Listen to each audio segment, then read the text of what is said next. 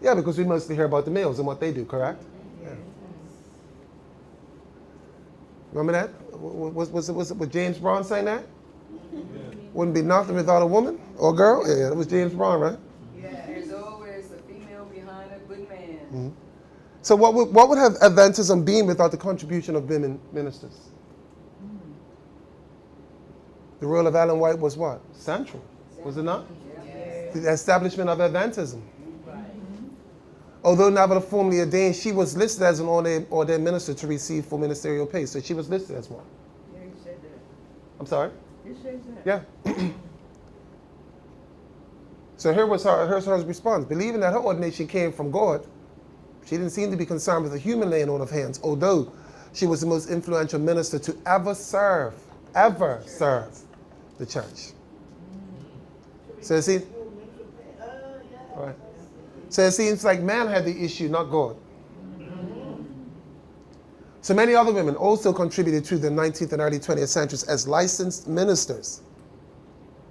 Sarah Lindsay was the name of one who's believed, according to yearbooks, to be the first licensed in 1872. So this is not a new thing. Right? 1884 to 1904 yearbooks list more than 20 women being licensed ministers. Right? And I mean, that's early stages, isn't it? Yeah. It's early stages, yeah. Since then, they don't want her to be ministers. Well, sister, I'm here to talk about the history.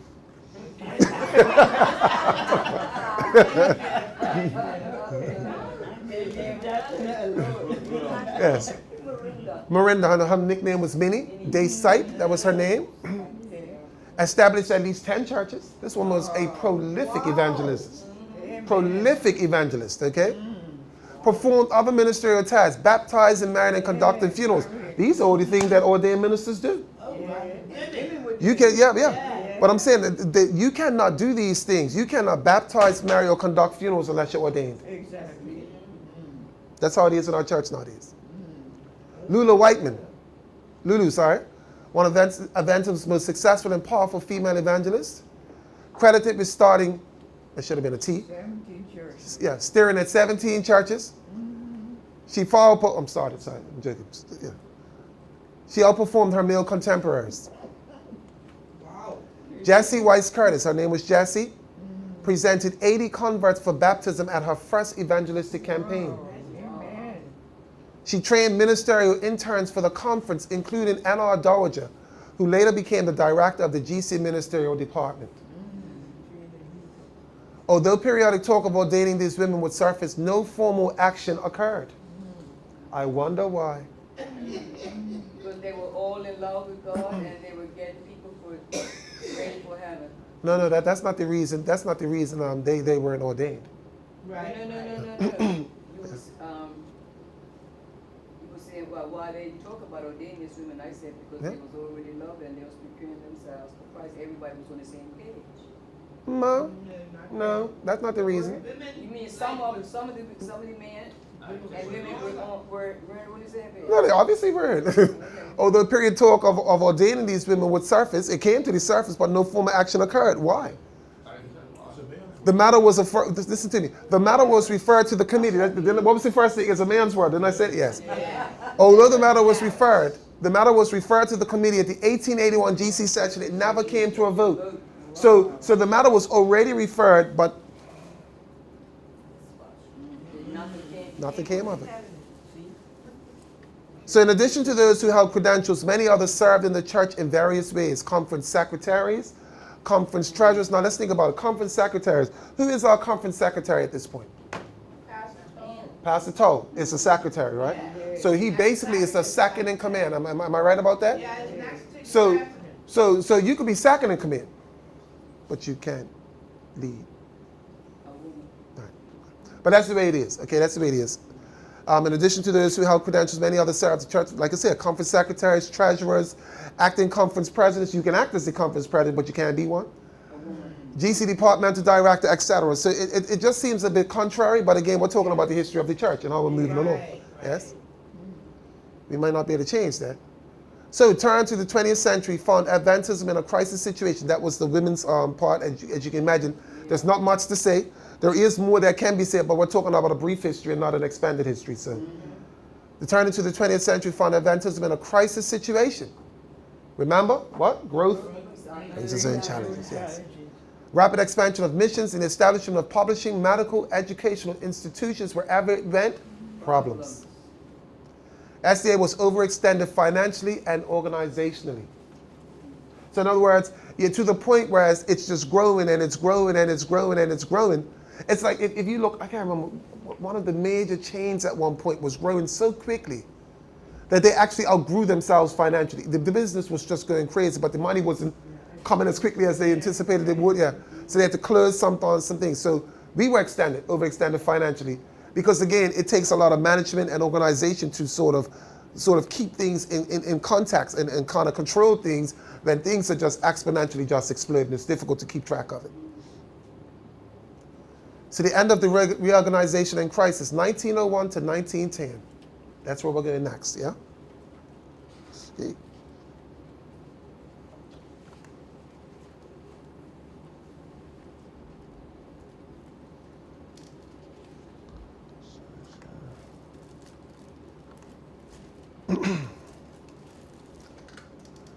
The era of reorganization. So we were organized, and now we're reorganizing, yes?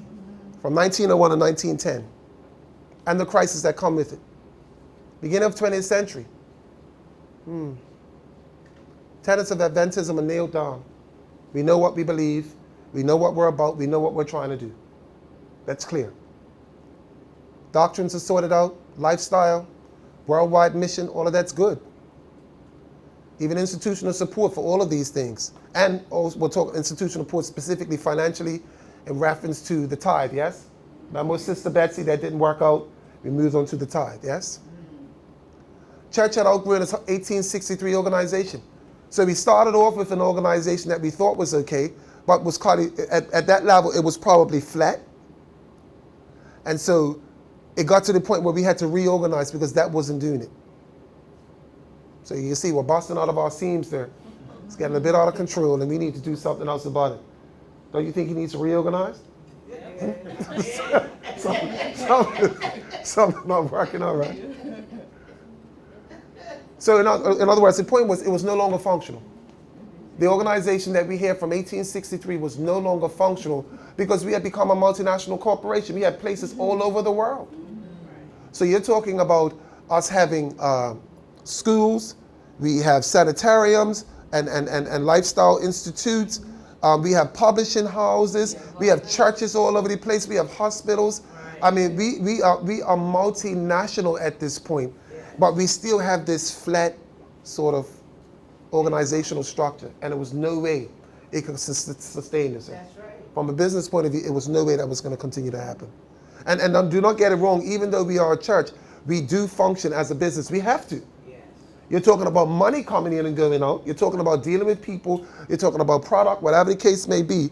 So don't believe that, because it's the church. No, we're not saying that we need to follow the world's principles when it comes to business, but we need to recognize that we are a business. As long as money's flowing, there's business, yes. Pastor, the lady up our church said, as long as everybody do what they're supposed to do, because you can't tell them by pay a tithe. Then you have, like, say your house is got sick, and your mama don't work, and you have no money to pay the rent, the church pay your rent, pay your light. If everybody was doing what they're supposed to do, yes. Yes, just so they don't say, pay your tithes, pay like little children, what you gotta do.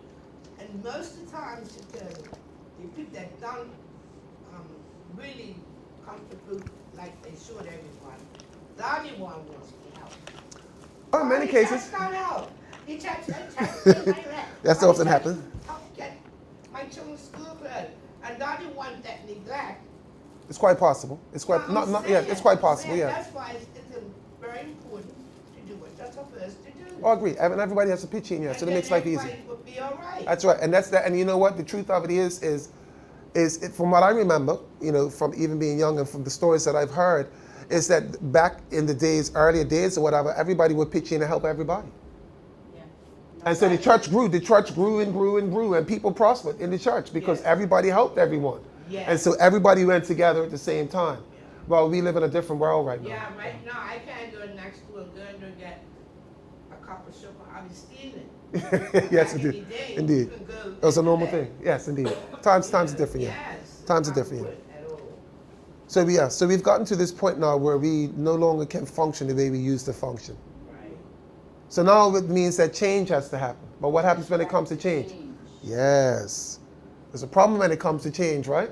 Yeah. Yeah. And it doesn't matter where you are, change is never easy. Never easy. Don't like change. No. Who does like change?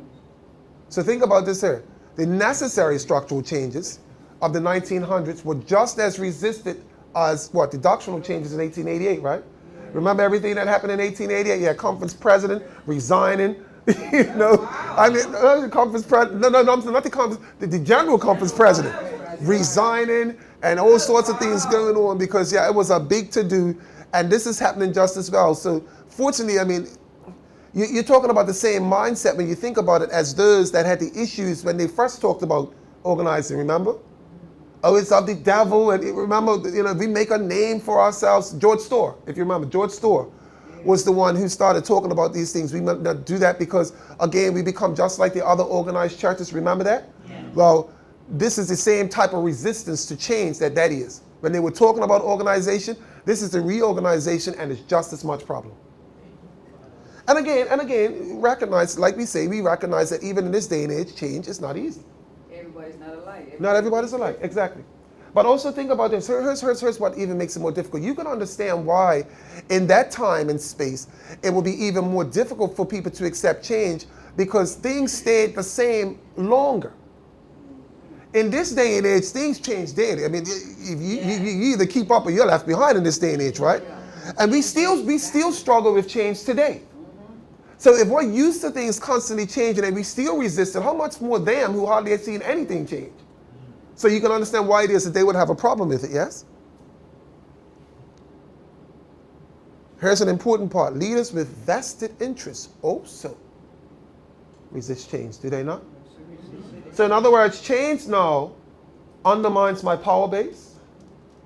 I have problems with my influence. I can't do what I want to do. And maybe sometimes, well, I don't want everybody to know what I was doing. Because change comes in. When we start talking about change, that means we need to look at a few things, see how we do things, and see what's been going on. How can we make it better? So investigation goes on. What you mean, like police? No. I'm saying that if we're going to change our structures of the church. There are a few things we need to look at. We need to look at, first of all, how we're structured now. We need to look at financially where we're at in these particular structures. We need to learn what's been going on and what hasn't been going on. Why are we struggling? And so a lot of things start coming out. Yes, a lot of things start. It's almost like when a new government comes in. The wisest government that comes in, the first thing you go for is go for the books. Look at all the books. Oh yeah, Yes. you start going to see everything that's going on, and it all comes out, right? Yes. Well, it's no different in this situation, and I'm not saying that's the only reason why they would have an issue. But the truth of it is that when you become comfortable, how are you? When you become comfortable with the way things are going, and you have your power place. In other words, what happens if we start changing things and you move me out of my position? Right. Yes, when change happens, people get moved, and some people get removed. You know. Everybody's getting what's good, what's Exactly. People, yes, because of change. People get antsy, yes. So this is not a surprise. This would have to happen because we're talking about change, but in this case, we're talking about change of a major magnitude. Yes. Okay, so we're talking about structural change of the whole organization. That's huge. That's huge. How many of you have been in maybe in a business or whatever where you're working and they're doing structural reorganizations? Everybody's nervous. Yeah. Everybody's nervous because you don't know where the knife is going to come down. It might be that good. And that's the point. Yeah. Well, same situation. You don't know. Yeah, you don't know. So reorganizing. The church endured another reform and another crisis of personalities, because that's what it comes down to. Yes. People's personalities start showing up and you start talking about change. Yes. Yes. Yeah. True damn. But the beautiful thing about it is that by 1910, we were better equipped to deal with the mission that we had to carry out. So it was absolutely necessary. If you remember correctly, that one of the things, and I think I mentioned it just before we finished the last time, was that every time we came to what we considered to be a standstill, it always gave us the opportunity to better organize ourselves to go forward. Well, this is another one of those times. The church reforms, people kicking and screaming, but at the end of it, once you go through it and you look back, you ask yourself, well, what were we fussing about? Well, what was the issue? But you couldn't see exactly change because you're going into an unknown territory, and so you don't know what's going to happen. So that's what, but fortunately for us, by 1910, the church was well ready to go forward. So then we had denominational reorganization, yes? Pivotal year for Adventist history. Why? We were both thoroughly organized again, 1901 and 1903 SDAs, yes? Main challenges with the 1863 organization. So we're going to talk about why it was necessary now for them to change and to reorganize, yeah? The power was too centralized in the GC president. That's an issue. That's an issue. Just like the power is too centralized in the GC president, then that means that the, what's the word I'm looking for, the ability to be flexible, let's put it that way, sometimes is actually limited. And also the fact that one person having too much power means that they ultimately get to the direction as opposed to the masses getting to decide. Now, the other problem is too that, remember, this church is a laity-based church. And so the point that I'm telling you, the point that I'm drawing is that the power rests with the laity and not with the leadership. Right. So in this, the way this situation was is that the power rested with the president and not the other way around. So it's the masses that control exactly what's going on in that situation. So we should never forget that. Yes. It's just like construction work.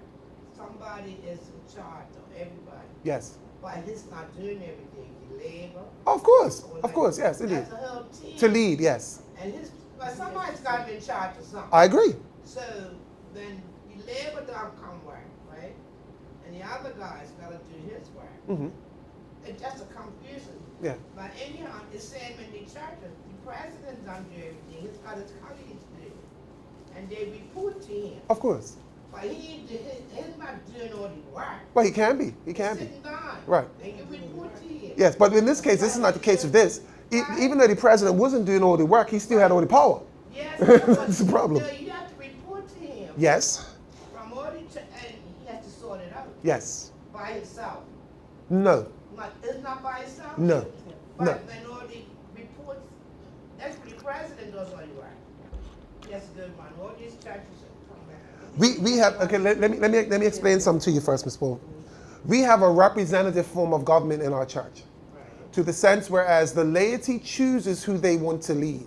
So we send delegates. That's why when you go to a church, the church chooses representatives from different parts of the congregation to go to the executive board. So no one person has all the power, not even the pastor. So we sit there or whatever, we sit around. Those who are on the executive board will sit around, we'll have discussions about it. But after all the discussions done, then we'll vote. So even the pastor only has one vote. You know, so it's that type of thing. So in this particular situation, so understand that form of government that I just explained actually means that no one person has too much power. Right. Because everybody gets a say. In this situation, he had too much power, which is why they had to change the way things were going. You see? That's why we had to change things, yes. So, power was too centralized in the GC president. 1867, the president was able to give personal attention to the work of the church. Why? Because the work wasn't that big yet, was it? So we're talking about, first of all, we organized what, in 1863, yes? 1863, we hadn't even gotten to the point where we were sending people overseas and we didn't have all these missions. The publishing work wasn't what it was. I mean, he was able to do that from where he was. That was okay. It wasn't too much. But remember what we've seen as time has gone on, the work has just exploded now. I mean, it's everywhere. It's no way this man could do all of that. It just can't happen. 1863 to 1901. The evangelistic force jumped from 30 to 1,500. How's going to run all of those people? Local conferences from 6 to 100. Membership group from 35 to 78,000. How is one person going to run all of that? You get what I'm saying? So it was absolutely necessary that changes came about, because if not, you could lose track of all of these things because one person is, I mean, he couldn't have enough sticks to wave. I mean, to swing, he just couldn't. It was just too much for him to deal with, indeed. So another challenge, that was the first one. What's another challenge? A lack of institutional unity. Publishing houses, Sabbath school, medical, and other branches of outreach operated independently of the GC. So the reorganization had to be to the point where we had a central way of doing things, and everybody worked according to that. If you need to make variations, yes, but the general principles of how we organized and did things were the same. So in other words, that's how we can know. In other words, you know what it is? We have unity in reference to our doctrines, whatever the case may be. So it doesn't matter where I go in the world. If I walk into a Seventh-day Adventist church, they're teaching the same thing. And the beautiful thing, even especially about us, or whatever, you go to the Sabbath school lesson, I don't care where you are, we're all looking at the same lesson. Same day, same, you know, that's how it is. So, right, right, exactly. So the reorganization was necessary or whatever, so that we can have institutional unity in everything that we do. So at Seventh-day Adventists, this is how we operate, and to all of these particular entities, it was always the same. You know, this is a Seventh-day Adventist situation. Okay? Yeah. It's like my son worked and today he got a promotion. Then they gave him a party and everybody says, they said, come on down, you have to speak. And so he says that he would not have made this position without his team. Mm-hmm. And that's okay. That's it. And they all help. That's right. You know, That's what it's about. That's what it's about. Exactly. And then he was talking, he was crying. Of course, of course. Very emotional. It's emotional, exactly. You spend time with them, yes. And you form relationships. And then it's nice to be nice to all your colleagues. They all love him. He got so much gifts. And of course, of course. He got an That's how it works. Right? He said, oh my God, real money. That's funny. Okay, so we're there. Very emotional, yeah. We're there. So we have lack of institutional unity, which is another reason why we had to reorganize. Another problem was the money problem, right? Still money problem. So here's the thing. Inadequate financial control of the SEA entities. In other words, here's the problem. You don't know where the money is. Because everybody's separate and apart. No, but in this situation, we know where the money is. The way it's reorganized now, we know where the money is because this is what has to happen, you know? Yes. No, but we deal with her first. It gets dealt with her first, yes. Yes. So that was the reality in medical publishing and educational branches because it wasn't being run right and we didn't know where the money was. So, yeah. But you expect all of these things to happen because it's out of control. Anybody can do what they feel like doing. Right. So if there's no oversight, if there's no control, then things have a way of disappearing and pilfering, don't they? I mean, all sorts of stuff happens. You know that. But you know it's true. You know it's true. Not every, and I'm not saying that everybody was like that, but you know very well, sometimes temptations, anyway, just leave it where it is. Even if it wasn't like that, you still want to have a control over. Of course you do. Of course you do. You don't want to know what's going on. Exactly, so it's recklessness, exactly, yes, exactly. So we had to sort that out. Another problem, so now we had centralization and decentralization needed to take place. So some things needed to be centralized, and some things needed to be decentralized. When it came to the centralization, the money part needed to be centralized. The power of what's going to happen in different places needed to be decentralized. So why do you need to run the Bermuda Conference from over there? No. We decentralized that. We put somebody in control over here. We put somebody in control here. And then the centralized parts we will deal with. And so both needed to occur, centralization and decentralization, so that the organization can actually function right. Okay? Right, presidential administrative authority needed to be dispersed. This is what we see. So here's what we have. We have, first of all, we had GC, and then we just had the GC and those guys there. But now we broke it up into divisions. Remember we went through the process how we get up to there? They broke it down into divisions. Divisions broke down themselves on into unions, and unions broke down into local conferences. So now the power is decentralized in particular areas, different spheres of authority. No one person has it all. And so it's a lot easier to run your particular, stay in your own lane, so to speak, instead of being in everybody else's. Deal with what you have to deal with. You can deal with that. This person deals with that. And obviously we report to this person. Right. This person's responsible for maybe these 5, 6, 12, 11 presidents, whatever the case may be. And then report to somebody. Right. Yes? To the point where we get to division level right up to the general conference. So it needed to happen like that so we can better operate. Because one level of open just wasn't doing it. We had exploited too much. We had millions of people. Remember, at this point, imagine having this now when we have, 19 million? 19 million, there are 20 million Adventists? How one guy's going to run that? And they needed more direct authority over the various branches, right? So some needed to be dispersed, and some needed to be brought in closer.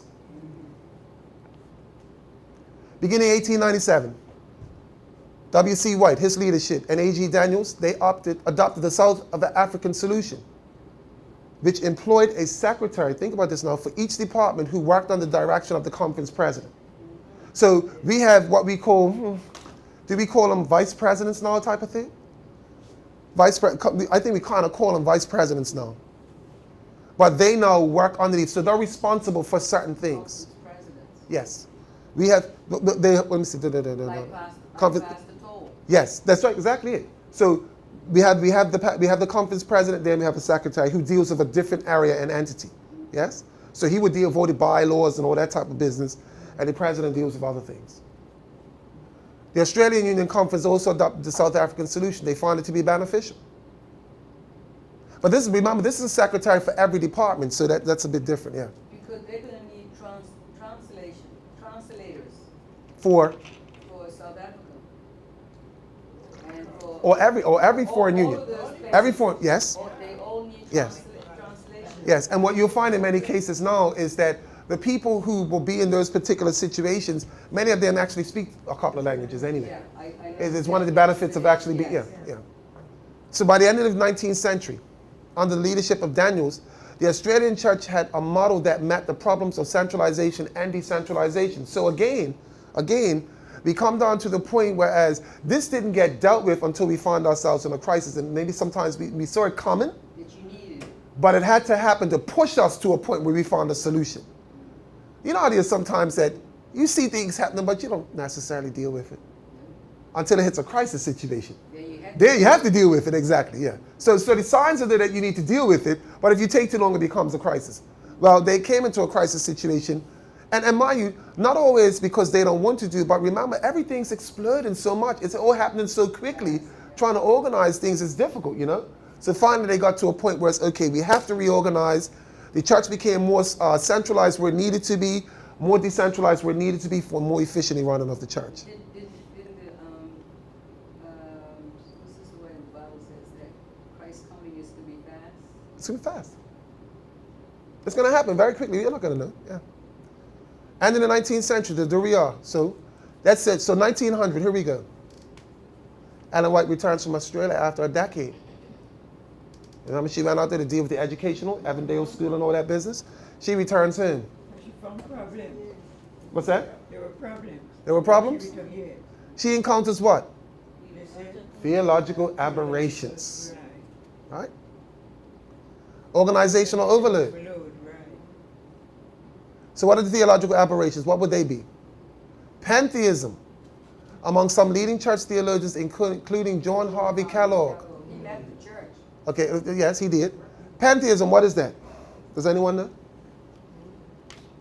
He believes in everything. It's a form of spiritualism. I'm sorry. Something like that. Everything? Everything is with their own gods. Yes, everything, yes. God is in everything. Right. So it's a form of spiritualism, is it? Yeah. Yeah. It's the idea, again, yes, that God is in everything and that everything basically is a God. So at the end of it all, the idea is that God is not separate and apart from this world, but he's a part of it. But that's not what the Bible teaches. The Bible teaches that God is involved in the affairs of the world, but he's separate and apart from the world. Yes? We had a strained view of perfectionism. Leadership squashed this aberration quickly. So in other words, a strained view of perfectionism to the point where as people started, you just couldn't do anything wrong.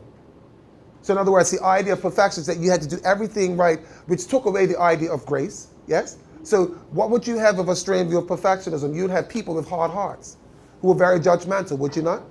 That's exactly what you would have. Pantheism was more problematic, but more of this later. Yeah? So you can deal with the other one quickly. Number two, quickly. Pantheism, now that's a different story. Because that goes to the heart of people's belief systems. So, even though she was away, she was still capable of exerting forceful leadership. Yes.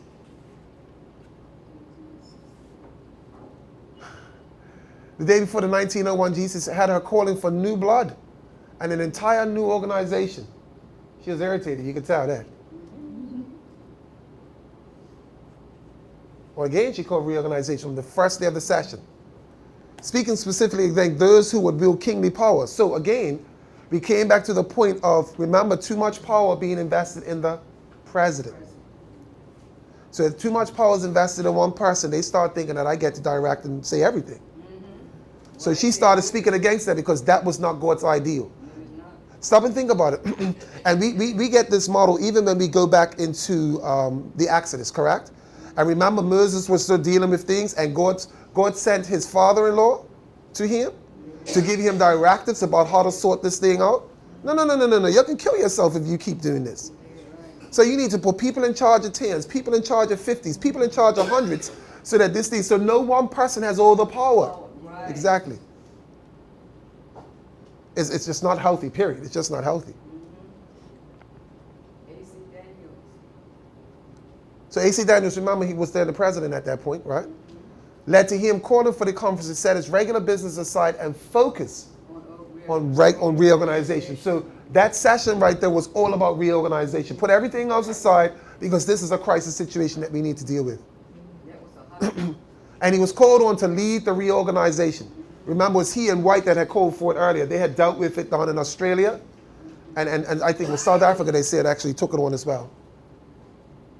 Right, there you go. They were prominent and established Australian solution president. There you go.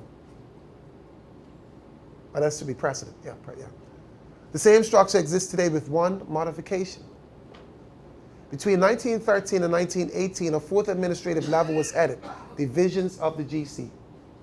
So if that's the fourth level, we can say that it had to be the local church level, then the conference, then the unions. Yes? And then they added the divisions. So the first three were there, the local conference, the local church level, the conference, the local conference, and the union, that was there. Yes, the union conferences were there. But they didn't have divisions yet. So between 1913 and 1918, they added the divisions, which formed the general conference. Yes. Okay? Is everybody clear on that? Are we straight with that? Yeah. Each division president was a GC vice president, like I said earlier. All right. Each division president is a GC vice president. So you have the president, and all of those who are responsible for different divisions are also vice presidents. So the administrative structure of Adventism, you have the general conference. Again, divisions of the general conference, union conferences and union mission conferences, right? And local conferences and missions, right? That's it right there. There's the four divisions, right? That's on page 113. Okay. 1901 conference session helped to what? Solve much of the over-centralization and decentralization issues in the SDA structure, which was, again, as we discussed, absolutely necessary for the efficient running of the organization. And look what else it did. It established what? Continuity of administration at every level of the organization, thereby unifying and coordinating the church's efforts. So just like you have the president and then you have vice presidents and those sorts of things or whatever, we have presidents and we have a secretary, yes, at our local levels or whatever. So, and then we have presidents and secretary at the union level. If you remember, Dr. Simmons used to be the secretary of the Atlanta Union Conference, right? So we have those things. They continually go up each level. But then that will bring about tension. One major exception to the departmental organization scheme in 1901, what was that? Denomination reorganization. Yeah. No.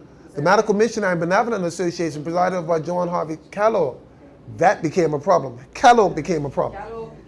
Kellogg became a problem, yes. He left the church. Right. What was his problem? He loved his independence. Right. So at one point in time, the conference, the GC, didn't have a president at that time. So he basically wanted to do what he wanted to do. Right? So now here's the thing about it. What happens when you have an organization that's trying to go forward and then you have rogue agents out on the side? If you allow the rogue agents to start going out, what it does, it fosters more to start thinking that way. Yeah, it pulls your company down. It pulls it down, exactly. So Kellogg had his own mind, and now, because at this point in time, during the major structural change, there was no president, the issue now came down to the point where Kellogg was starting to manipulate things.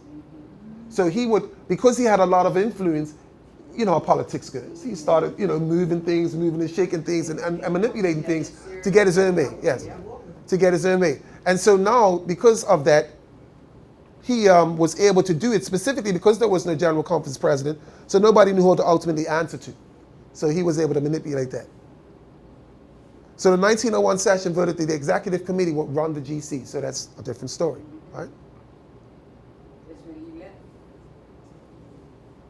So here's the thing. He was even more empowered. Remember, because this is delegates, so remember even in our churches, right? In our churches, we have a representative form of government, but the amount of delegates that you send depends on the amount of people that you have in your church.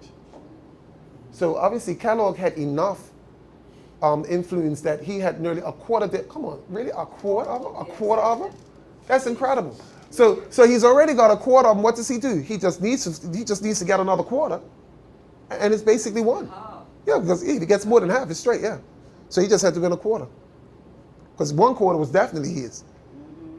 So there you go. Those votes combined with those of his friends might have enabled him to stay independent and control. That's the problem. Right. Because those of his friends, he already has a quarter. Those of his friends, if they make up more than a half together, he controls everything. So you can see that there was nothing godlike about his way of doing things at all. He was manipulating things. That's why he lost his business.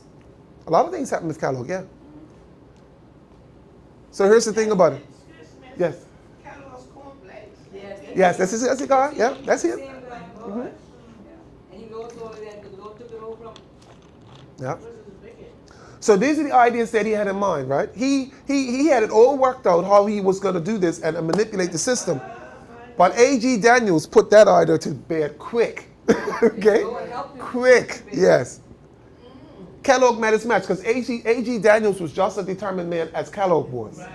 So he wasn't having it, right? And Daniel said God with him. Right. So if he thought he could control Daniels, well, that illusion was quickly shattered.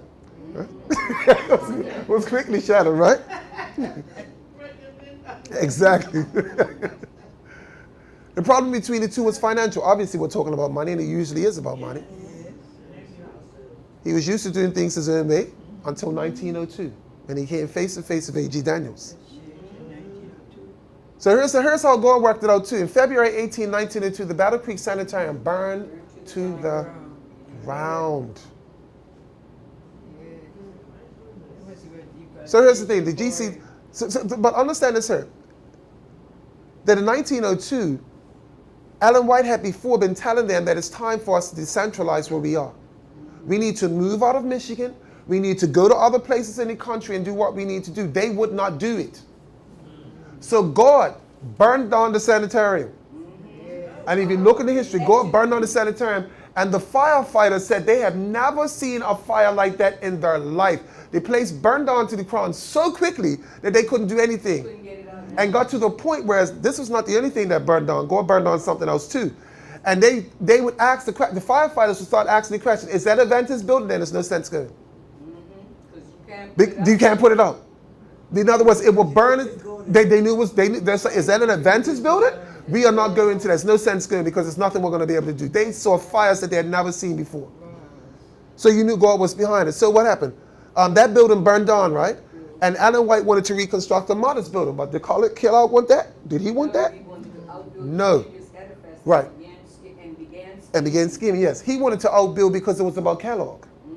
Okay.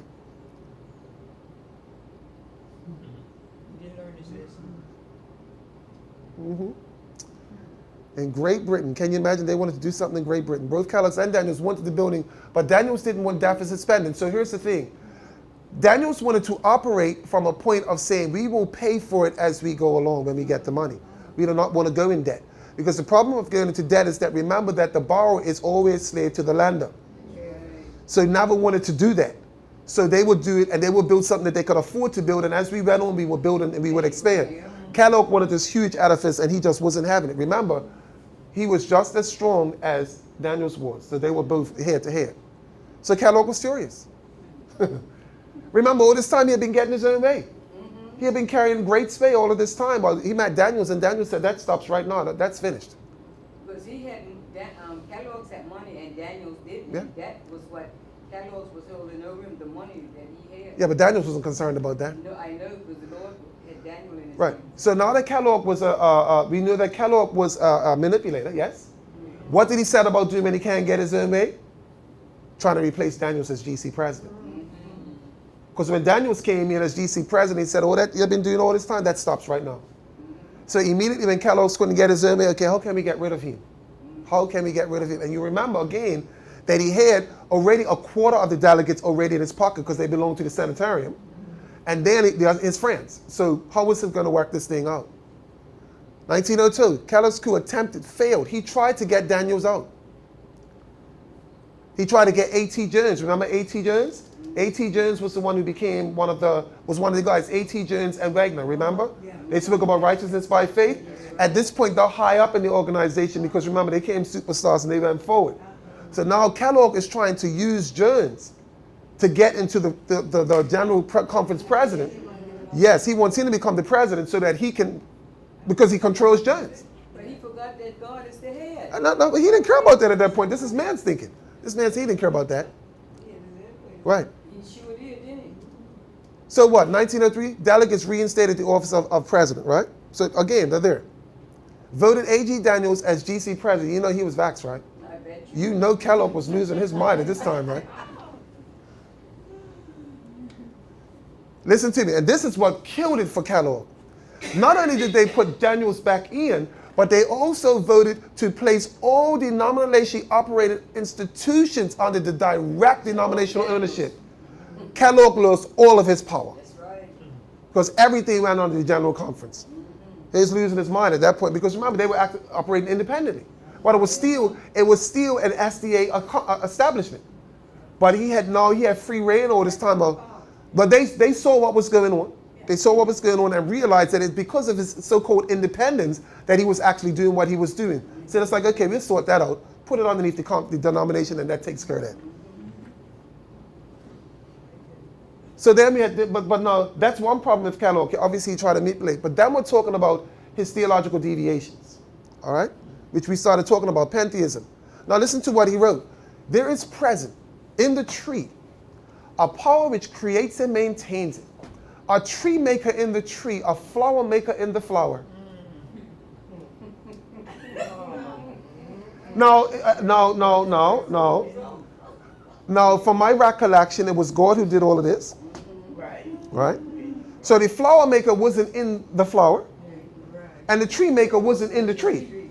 It was God who created them all. No, they don't want to say that. So remember, this is pantheism. This is his way of thinking, that God is in everything. Everything has God in it, yes. There we go. And that's the clarification right there. It makes God a part of nature rather than above it, separate and apart. Yes?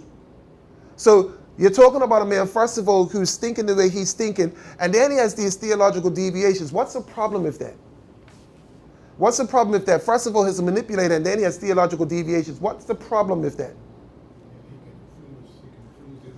Thank you. Influence.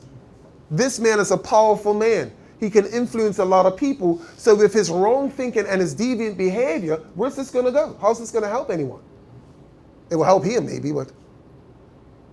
So E.J. Wagner, remember him? So remember, now think about it. These two names have been up before, right? Yes. A.T. Jones, Righteousness by Faith, 1888 General Conference Session, yes? And E.J. Wagner were the two that were supposedly the ones that brought righteousness by faith to the denomination. So now he tried to, first of all, get A.T. Jones into the presidency. That didn't work. Now what's he trying to do? Now E.J. Wagner now takes on the beliefs of Kellogg. So Jones is already sucked in by Kellogg. And now you have E.J. Wagner who's now believing, right? Yes. So she tried to bring peace, Ellen White, in 1903, between Daniels and Kellogg. But she increasingly started to Daniels. Yeah, she did. Because she saw that Kellogg was going off his head. She saw that Kellogg was losing his mind, yeah. Yeah, something's going on with that brother, yeah. So he left the church. Kellogg left the church and was disfellowshipped in 1907. Okay? But some decisions had to be made. And obviously, with Kellogg's level of belief in what he did, obviously, and the fact that he's a proud man, that it might have made it even more difficult for him to submit and say, yes, okay, maybe I was wrong. He believed what he believed, which is fine. But again, we had this conversation before about the reason why this fellowshipping may necessarily have to take place sometimes when you have people who are direct side conflict with what we believe and they refuse to relinquish their position. I was wondering if he would drop it after church, would he come back? I don't see any writings about that. I've never seen any writings about that. But some of you remember when we were talking about that's what it was. Storrs, George Storrs. He had an issue with the fact that the churches wanted to organize above the local church level. And remember, it was because, one of the reasons was because he was involved in the Christian Connection and they had disfellowship Millerites. Yeah. Yes? So, and I explained to you whatever, that it had to happen because they had distinctly different beliefs. And so because of your beliefs, there's no way we can continue in partnership together because your beliefs are so different from ours that we can't even go forward together. Well, that's what happened with Daniels. He came to a point where his beliefs no longer allowed it to be possible for him to remain a part of the Seventh-day Adventist Church. And obviously he refused to repent. That's why he got disfellowshipped. Or changed his position. Think about this now. These are the two stars in 1888. Yes? Righteousness by faith. Now, if you remember correctly again, Ellen White said, remember I had the sign up with the guy with his hands up and all those people looking at him like they were worshiping? They were stars. And Ellen White said what? They are not infallible. Yes. You remember that? Yes. Well, these are the two people that she was saying are not infallible. She agreed with what they were teaching in reference to righteousness by faith. But what she was trying to say was do not hold them up in high esteem because they're human just like us. Right. So just because they're right on this doesn't mean they're right on everything. And as we can see, as time went on, they left the church themselves. All right? Which would be a shock when you think about it, but here it is. People that left the church. Yes, exactly. So, and it can still happen today. And the Bible tells us that at the end, that as the days go on, even more people are going to leave the church. So don't be concerned about that. So Jones, think about it. This is the guy who brought righteousness by faith, fought against Adventism for the rest of his life. And so now here's the question too. Who better to fight against a church than the people that's been in it? Who knows the weak spots more than anybody who's been in it? Yes? And you don't have Christ. So here's the thing. The Kellogg Schism ended up splitting even more theologians from the denomination. So people took on that. Okay? Understand this here, guys, that we are a church, but we are a church that consists of human beings. That's how it works. Human beings sometimes believe one thing, and sometimes they can change their allegiance and their beliefs and go in a different direction. Just because a person believes this today doesn't mean they're going to believe it tomorrow or the next day. We can only deal with what they believe with today. Recognizing that it doesn't matter who it is or what position they're actually in, the truth of it is that they can fall away just like anyone else can. All right? During the end times, when the signs and wonders come, Yeah. people will be falling away. Because, I mean, no matter how strong they are, Mm-hmm. they can be deceived. Very much so.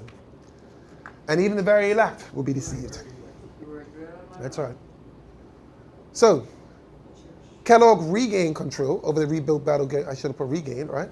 Of the rebuilt Battle. No, that would have been gained because it was never there before. Rebuilt Battle Creek Sanitarium and the Church Medical School, American Medical Missionary College. So 1902 became another most troublesome year. Was it the church, the sanitarium board again? We'll see. We'll see. Oh, no. We'll see. It's not there. Oops, sorry. Did they burn down all the Lord? They didn't burn it down. They didn't burn it down. So 1902, troublesome year. February 18, the sanitarium burned to the ground. Go back. Kellogg had just gotten it. Right? Had just regained control of it. And we built it. Right. And it burned to the ground. Again. That's it. That's it right there. Publishing house, listen to this now. This is still in Battle Creek, yes? The publishing house caught fire and was beyond saving within an hour. Yep.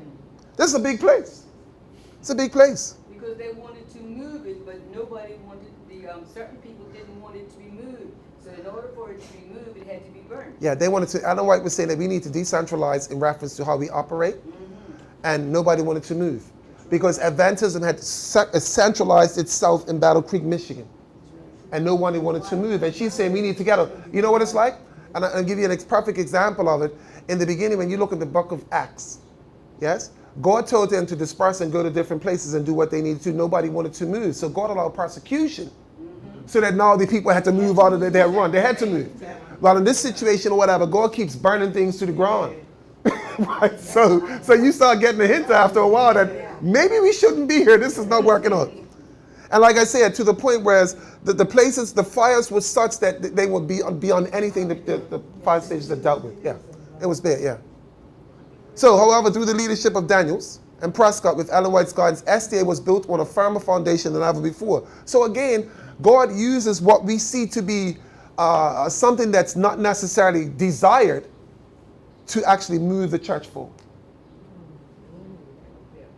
Yeah, sometimes we're human beings. We don't always get it immediately. So God just keeps working with us. I mean, he burnt the place down twice.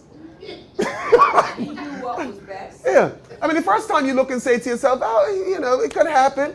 The second time, it's like, no. We got to go. The firemen learned very early. The firemen, they figured it out. Yeah, they was like, no.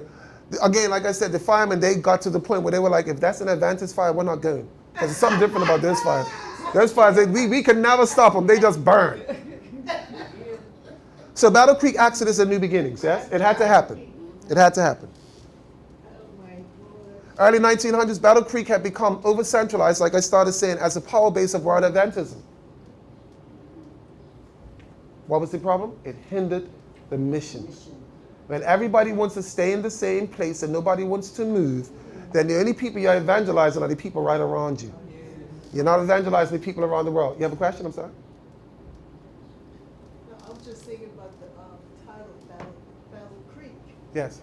Living up to the name, why it received the name Battle. I was looking at the relationship between battles, between Wagner, Jones, and Daniels, and also the battle that took place before they even moved there. Yes, of course. The battle between the Indians and the white Well, yes, that's right. A whole lot of battles, yes, indeed. It's quite interesting, isn't it? So their inability, or their non-desire, should I say, to actually go and do what it is that God had asked them to do, got to the point where it was hindering the mission. It's time for breakout, yes? So leadership decided what? To transfer Battle Creek College out of the city to Berrien Springs, Michigan. So get it out of Battle Creek, move it somewhere else, and name it Emmanuel Missionary College. Okay? So that's the first move away from Battle Creek. So the membership is listening to what God is saying. The leadership, is listening to what God is saying. So there you go. Remember, December 30th, 1902, the publishing house caught fire and was beyond saving within an hour. What did it provide? An opportunity out of the city. An opportunity to move both the publishing house and the general conference out of the city to Tacoma Park, Maryland, just outside of Washington, D.C. So that's a big move, right? It's a big move, yes. And not everybody was going to follow them to Tacoma Park. Right. Yes, now you separate, yes. Next 2 years, General Conference Review and Herald Publishing House was established in Tacoma Park. So a few years later, the publishing house is reestablished somewhere else.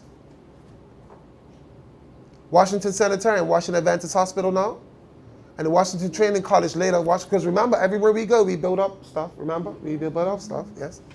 Columbia Union College were established a couple of miles away from the publishing house. 82 to 93, Review and Herald Publishing House moved to Hagerstown, Maryland. So again, things are still moving along. General Conference moved to Silver Springs, Maryland, which it is where it's now, right? That's where it is now. So, the move from Battle Creek meant a major shift in Adventist medical programming. New sanitariums, smaller and in more locations. Now, if you remember correctly, what was it that Kellogg had in mind? A monster. A monster. Even when it comes... So understand that it has never been the idea of the Adventist Church to have these huge edifices. It's never been that. I mean, yes, okay, we have Loma Linda hospitals like that, but there's enough people around it to sustain it, to support it, yes.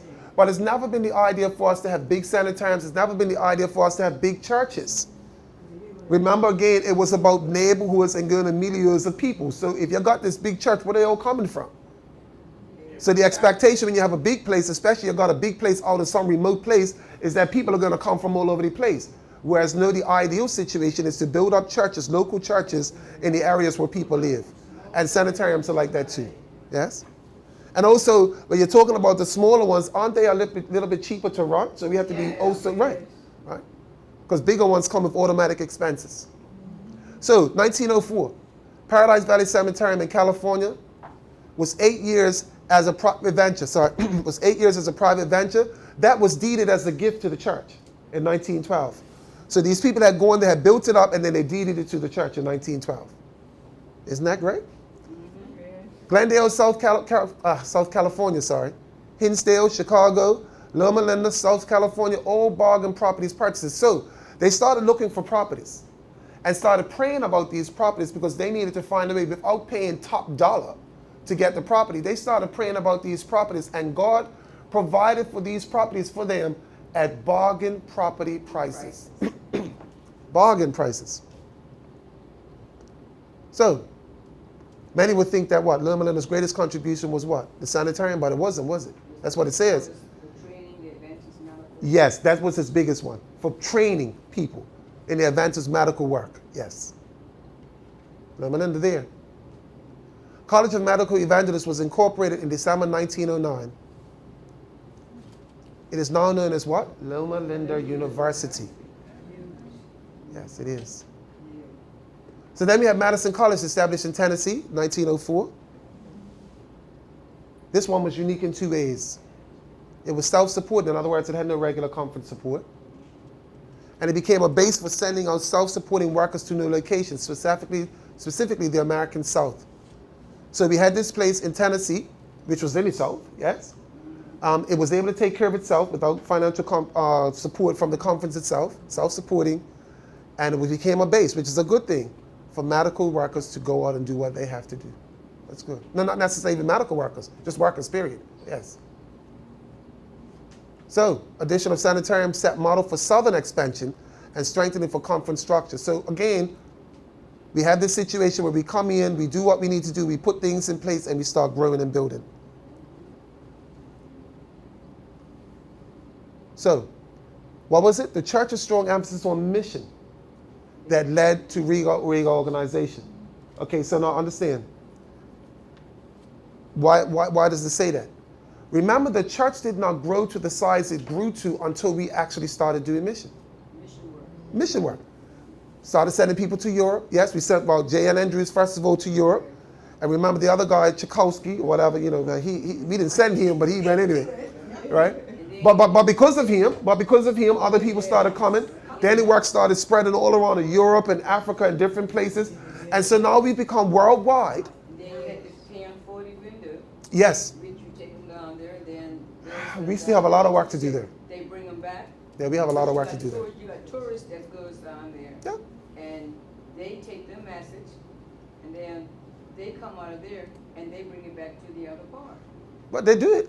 They do. So again, you're talking about missionary, but specifically, we're talking about organized missionaries at this point, who basically, the church's emphasis on mission caused it to go around the whole world. So we remember we were putting centers all over the place, training missionaries to go. So they became spots where missionaries would come be trained, and they would go all over the world. So because of all of this going on, we have missionaries activity all throughout the world. Well, again, like I told you, once you're talking about missionary work, then the numbers start growing. So because the numbers started growing to the extent that it did, and we have more institutions and more schools and more employees, again, reorganization had to happen because there was no way the president could do all of that by himself. There was absolutely no way.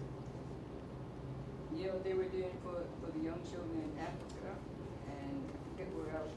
Instead of them going to school, they were leaving home and walking 20, 30 miles to go get water. And they weren't doing any schoolwork. They weren't being educated. And that was the big guys, and then the little small boys down here, they had them sitting down on grass, that was their school. No, nothing about. Oh, yeah. Nothing. No. And they were sitting out there doing the schoolwork out there. And so they bought, I forget who they bought in, but anyway, they made it so that the boys don't have to walk 20, 40 miles a day, 20 down and 20 back. That's a lot of miles. And they had. That's a whole day. And they started from little boys, they said, with little tiny things on their head. And as they got older, They got stronger. They got bigger and bigger, so they got bigger things, Of course. right? And so then they built the, where they want to build the school to, and the water was, when they were making the water, getting the water up, it was sort of like central, not only for the school, but for Other people, yes. And They put valves there and stuff. Yeah, put valves, yeah. And then the kids started going to school because they had to walk that 40 miles. Of course, every of day. course, of course. And they were doing it for years from little tiny things. Yes. But until you're able to find a solution, these things will continue to go on. So even in our circumstance, it's when you realize that there is a problem that you start making necessarily moves for a solution.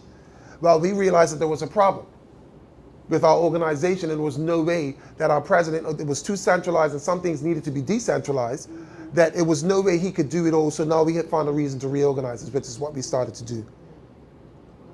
Between 1901 and 1910, SDA mission missiology gained a new emphasis, large city evangelism. So we changed. We were going to different places, but not necessarily.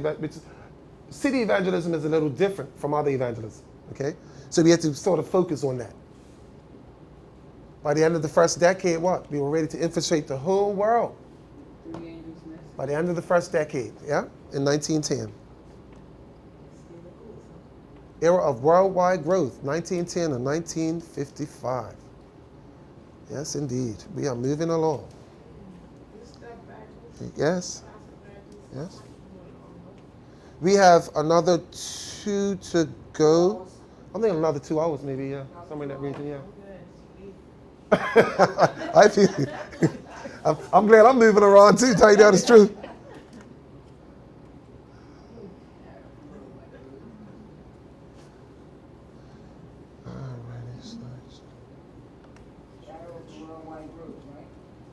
Yes. And 126. Indeed. There we go. So era of worldwide growth. So what are we dealing with? 1840 to 1900. Yes? 6 decades saw the formation of the SDA Church into a worldwide church. So we know from 1840, but that's roughly 1840. You get the point, because we didn't come about to after 1844. We know that. Yes? But no, because we're talking about William Miller, who had already started looking at things. So, okay, fine. We look at it from that point of view. So we're still building. Yes? We're still building things. 1900 to 1910, SDA reorganized structures and institutions for a more functional fulfillment of its mission. 1900 to 1910, most of the SDA was predominantly North American. Predominantly North American was the Seventh-day Adventist Church at that point. 1920, more than half of the membership lived in other continents. So in 10 years, we had expanded to the point where most of the membership, or half of the membership at least, or more than half, sorry, lived in other continents, not North America. So you can see we are definitely growing. Between 1910 and 1955, we had so expanded that Adventism world had been unrecognizable to its founders. In other words, to the point where, that should read, we have so expanded that the founders of the Adventism movement would not recognize us right now. In other words, we have grown so much and things have become so... Remember the founders, they barely got to the publishing houses, remember? Well, we have publishing houses, we have schools, we have institutions, food producers. It's huge. It's all around. They would not even begin to recognize where this came from. I mean, I don't even know if they could have envisioned that it could have become as big as it has, but we know that, they didn't see this. So they would not recognize it based on where they left it, because it's expanded so mightily around the world. So then we have the passing of Ellen White. 1915. 1915, she died at age 87, a ripe old age, yeah? Yes. July 16th. Never held administrative authority. She possessed charismatic authority and influence. And this is one of the things that, the fact that we say that, She never had administrative authority, but she possessed charismatic authority and influence. And it's the same way in churches. See, everybody automatically thinks that when the pastor comes in, he automatically has all the authority, but that's not necessarily so. There are many, those who have been there for quite some time who have authority that's maybe not necessarily recognized or official, but trust me, they wield a whole lot of influence. Yeah. And it's one of the things that pastors have to realize. When they come into a church, just because you've been sent there as the pastor doesn't mean you're running everything from the minute you walk in there. And where I got church in Somerset, Brother Leonard, like he should be, he knows every corner in that church. Mm-hmm. And when he's not there, where's Brother Leonard? Where's this? They depend on Village one Robinson, person. yes, indeed. It's I know. really He's been there for a while. He's been there for a while, yeah. Yeah, It's been there from the beginning. He has. He's been there when I was yes, saying. he knows everything. Indeed. So again, she had much authority and influence, yeah? Yes. She was there when the church was at the was first at the theater that they were having it in the theater. Oh, the Masonic place? The Masonic place, yes, around the corner, yes. Right. By the Bank of Bermuda, by the Right. HSBC, Right. yes. Yeah. 'Cause So- I used to do it when it was there. Okay. Yeah, he's still in something. Okay, so at the time of her death, Pardon? at the time of Ellen White's death, White's death. her literary production was more than 100,000 pages of books, tracts, periodical articles, and unpublished letters and manuscripts. Huge. They're going to be the Lord. Yeah. May it provide vision for her writings in her last will and testament. Board of 15 men to be trustees of her property, so she had already worked it out. And she made these provisions in 1912, before 1915. She made it in 1912. From 1915 to the present, trustees have performed the functions for which she actually called them to do. So the estate headquarters is not the GC headquarters. It wasn't always there then. So, era of worldwide growth, a period of crisis and promise. 1910 and 1955, through a devastating world depression, 2 world wars and a Cold War, Adventism experienced its largest growth. Can you imagine? When everything seemed like it was going wrong, the church was growing in leaps and bounds. Have you ever noticed that it seems like people, when things are not going well, is when people want to run to God? Oh, yeah. Right. Well, the church itself was expanding during all of these things. Why? The seriousness of the times. Earnest look at the signs of the times. Yes. What's going on? Oh, coming again. Of course it's coming again. So the main challenge now was the clash between liberalism and fundamentalism. That's within our church. And that's still a challenge that we have. Do you understand the difference between liberalism and fundamentalism? I can tell you. Yeah. Okay. Fundamentalism holds to the fact that our doctrines and our dogmas are what they are, and there is no means of reinterpreting or moving away from them. Liberalism has a more lax view of what it is that we believe. So liberals, in other words, like you have Republicans and Democrats. Republicans are seen to be fundamentalists to a certain extent, and liberals are seen to be more, Democrats are seen to be more liberal. In other words, they have a far wider scope in how they choose to do things. In other words, they're seen as being lax in reference to what the standards are, whereas the fundamentalists are like, this is it, and we're not moving, and we can't look and see any other way about it. This is the way it has to be. That could be seen like our colleges. Those in the east are very liberal, those in the west are very fundamental. Well, there you go.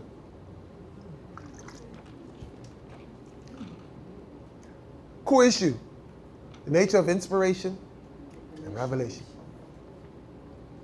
So we had some problems, and this is now, she's gone now. Ellen White's gone, yeah? So we followed Ellen White. Thought inspiration rather than verbal. In other words, when the prophets were inspired, they were inspired by thought. God didn't tell them, write this. And they wrote down word for word by interpretation. That wasn't it. Infallible in the realm of salvation, but not infallible and errant regarding possibility of factual difficulties or errors. In other words, what Ellen White was saying is because there was thought processes that were written, even though it was led by the Holy Spirit, the factual part about it, we could have challenges with, but it's not a problem when it comes to salvation at all. That's the problem, that's the point she used to draw. Because we're talking about men actually wrote it in a language that they understood. So the fact that man's ability to describe godly things is limited, that we also recognize that as time goes on, that we are going to find more as we come to understand ourselves more. Yeah? But it doesn't take away from the fact that it's thought inspired as opposed to God writing it down himself. The only thing God wrote down himself was the 10 Commandments on those stones. Otherwise, that man wrote everything else. Late 19th and early 20th centuries. Challenges. A.T. Jones and Haskell were teaching verbal inspiration and inerrancy for Bible and E.G. White writings. So again, this is the challenge that we're dealing with. This is not what Ellen White says. Ellen White says thought and the possibility of errancy. Yes? Error. The teaching error as far as she's concerned. He was, so here's Jones now. He eventually rejects Ellen White. Jones and Haskell? Yes, Jones and Haskell. But remember A.T. Jones was the one who was with, yes. Kellogg's was trying to get him to become the GC president, yes? But he was also the one who brought Righteousness by Faith in 1888 to the GC conference, yes. So he eventually rejects Ellen White because of her flexibility on inspiration versus his rigid position. In other words, this is the only way it can be, and that's it. So isn't that, I mean, that's almost like the righteousness by work, which is interesting from a guy like him who talked about righteousness by faith. It's very interesting, yes. So again, we're talking about human beings who are just very unpredictable in how it is that we'll respond to different things. 1920s, the struggles in American Protestantism destroyed the careful balance advocated by the Whites and Daniels. Polarization occurred regarding inspiration and inerrancy among liberals and fundamentals. Obviously, the fundamentals are going to believe what they want, and so obviously they're going to have conflict. They're going to have conflict. Flexible design and rigid design. Liberals have tried to explain away the divinity of Scripture. Rigid, you can ban. So here's the problem. Here's the problem. You have one who says there is no movement at all, and you have the other, the liberals, who are basically saying, well, Scripture's not necessarily divine. So basically, it's just these guys that wrote down some stuff. And the fundamentalists are saying it has to be, fundamentalists are saying that this is the only way it can be. So the challenge came now because they failed to maintain Adventism and Ellen White's moderate view on inspiration. And it opened the way for decades of challenges. Understand it's decades of challenges in interpreting the Bible and the writings of Ellen White. And here's the thing about it, that we still struggle with that today. We still struggle with that today. You have many people who take Ellen White's writings and they will come out and say that this is the way it is, not even beginning to understand the context in which she wrote certain things. Like, I'll give you something as to the point where, okay, she says that, your dress should be ankle length, right? So they're looking at the fact of saying that that's the ultimate length it's supposed to be and it can be nothing else. But the truth of it is that she's saying it should be ankle length as opposed to dragging on the ground. Because in those days in her days, they wore dresses that were long. And they would drag along the ground, and they didn't have streets and pavement like we did. So it was all muddy and unsanitary at the bottom. So she was saying ankle length so that the dresses won't drop along the ground. Well, somebody who doesn't understand the context will come out and say, your dress is supposed to be down by your ankles. But that's not what she meant. But the way they read it without the context means that that's the only way it could be. So we're talking about that rigid stance and not recognizing there's a context to everything that she said. Okay? Extremism, and you would expect that because, again, when you are to the point where you are unwilling to bend or understand context, and you're going to be extreme, you're going to misunderstand, and obviously there's going to be infighting, just like I said, until today. It still goes on. Because you know very well, we walk around and we will be in church and we have the fashion police. We have the fashion police who's trying to tell everybody else how they should look, like they should be dressing like they were still in the 1890s. It's crazy, but it is what it is. Positive note, 1920s saw a revived interest in the righteousness of Christ and salvation in him, which is a good thing. So now we have unparalleled growth in Adventist missions. First 3 decades of 1900, we were fortunate to have the most mission-oriented leaders. Remember A.G. Daniels and Spicer, Spicer you hadn't heard of before, but A.G. Daniels was very mission-oriented, and Spicer came after him. Yes? Good leaders and dedicated to missions, which is a good thing, because if they weren't, then our ability to go out into all the world would have actually been retarded. You had to have people who saw the benefit of missions to allow it to happen and to support it. Yes. 1890s, our problem was a lack of mission growth. But we came at that point, remember, that was the point where we were able to organize and everything else, and we came to understand our worldwide mission and determined to carry it out. So this is before Daniels came in and Spicer, okay? So it didn't burn itself out. That's a good thing. The expansion continued unchecked throughout the first 3 decades of the 20th century, so it was banging. It was going huge. Changed the geographic boundaries and nature of Adventism itself, and which you already know, because the issue became that we grew so much that we had to reorganize. Yes, that was the challenge that we had. So we know it changed our geographical boundaries, which were first of all just North American. Everything in North America was the key until we started sending people to Europe and all these different things. So mid-1920s, more lived out, or saying like we said, more lived outside of North America than in. The church was becoming internationalized. The basis from which missionaries were dispatched dramatically increased, including Germany, England, and Australia. More missions became self-sustaining conferences and developed and undeveloped nations, more home bases for additional mission outreach. Remember, we explained the difference between missions and conferences, yes? Okay. Then we had the generous giving of tithes and offering, which supported and it became what? Because we got rid of what? Sister Betsy, and went into the tithe system. You recall that? Early 1900s instituted Harvest Ingathering to provide non-Adventists with an opportunity to assist SDA projects. You don't get that? Yeah. You get that? Okay. Yeah. So again, we are in a situation where there are some who believe, we shouldn't be taking money from people of the world. Well, whose money is it? It's all God's money. It's all his money. And the money doesn't know where it came from, and it doesn't know where it's going to. Yeah, it serves a purpose. Just if they want to give, let them give. Because again, the thing about it too is that sometimes people actually want to do something with their money, but they don't know what to do with it. And if they can give it to a place that they believe will benefit the community or humanity, then let them give. You should not stop them from doing it, because it may be that even through their giving that they come to contact with us. And through that message, through that contact, they may be converted. So we don't know. So who are we to stop them? This may be God's means of actually bringing them in. Yeah, exactly. So we established our institutions, medical, educational, publishing, everywhere Adventism went, we established those things. Co-porter. In many nations, co-porters became the entering words for the 3 angels' messages. So these are the people that go around, knock on people's doors. Yes? And start preaching the gospel. Ma'am, I like to blah, blah, blah. Do what they have to do or whatever. And through many ways, many people have never heard about the 3 angels' message. And I'm talking about people who are Christians, have never heard about the 3 angels' message, don't know anything about it. Co-porters find many ways, come and have discussions and do what they have to do and start talking about these things. 1930, like Joshua Himes, HMS Richards envisioned the possibilities of mass broadcasting. So we're moving now into a more, technology has moved forward. We've gone from the publishing, all those sorts of things. Now we're talking about radio, yes? Again, remember that old boy? Just back in the day, isn't it? Yes. Voice of Prophecy became one of the first religious programs. And listen to me. We have been pioneers. You understand? We have been pioneers in doing what we do.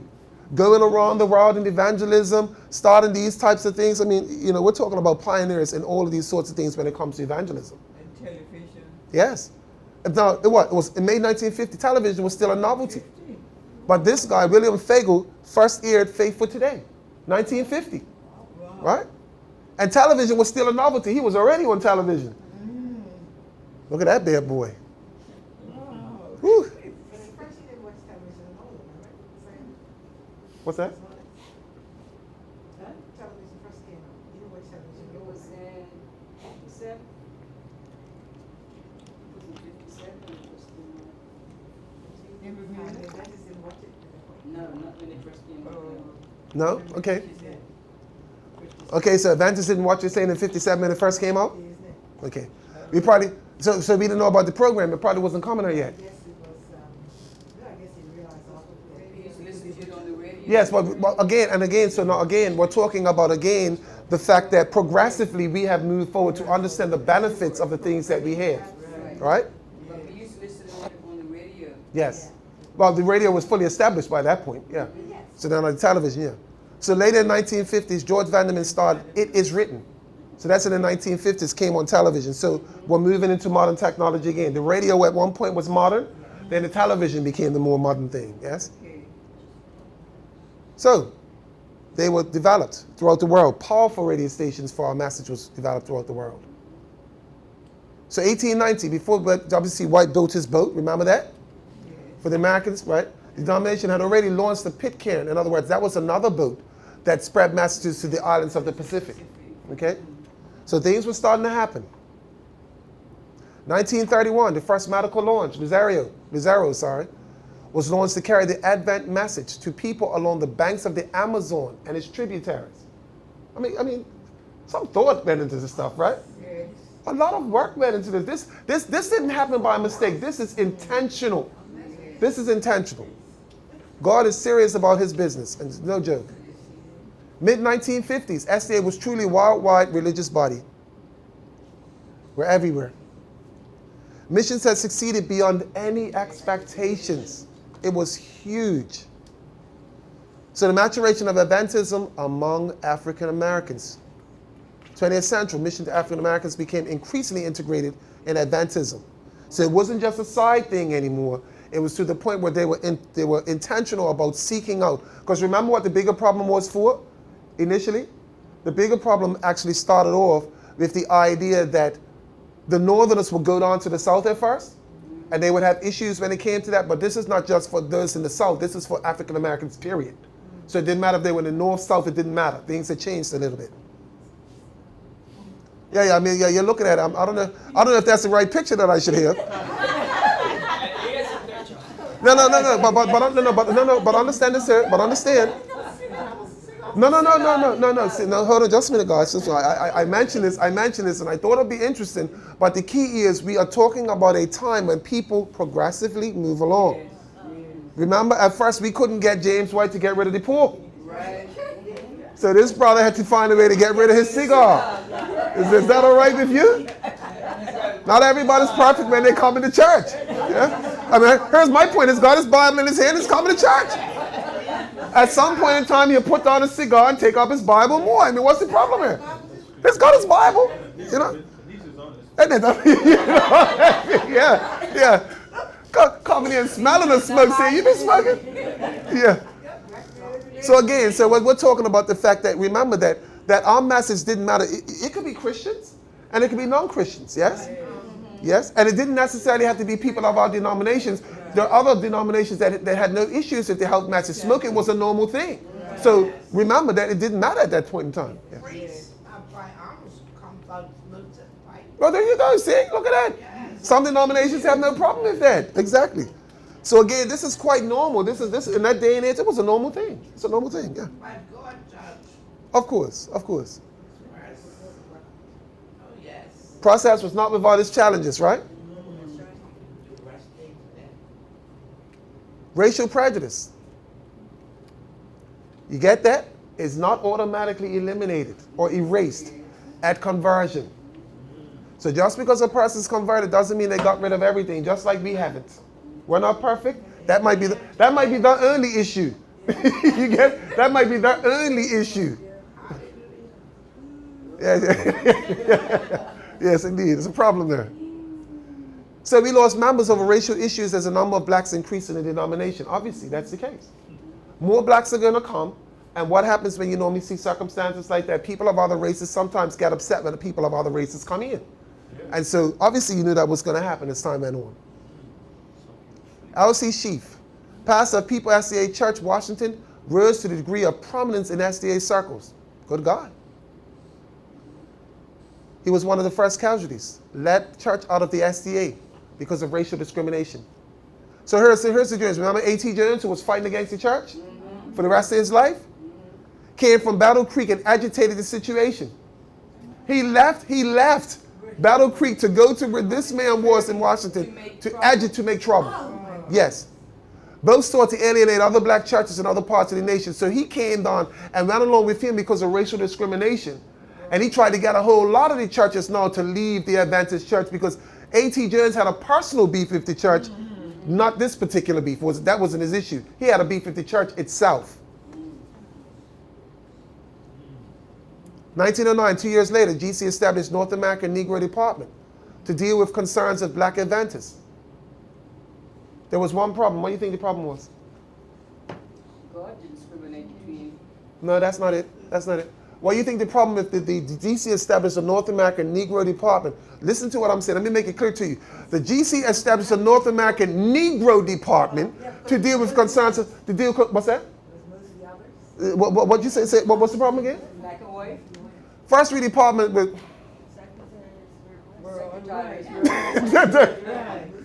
So, You don't see that as a problem? this is a low situation. I'm sorry?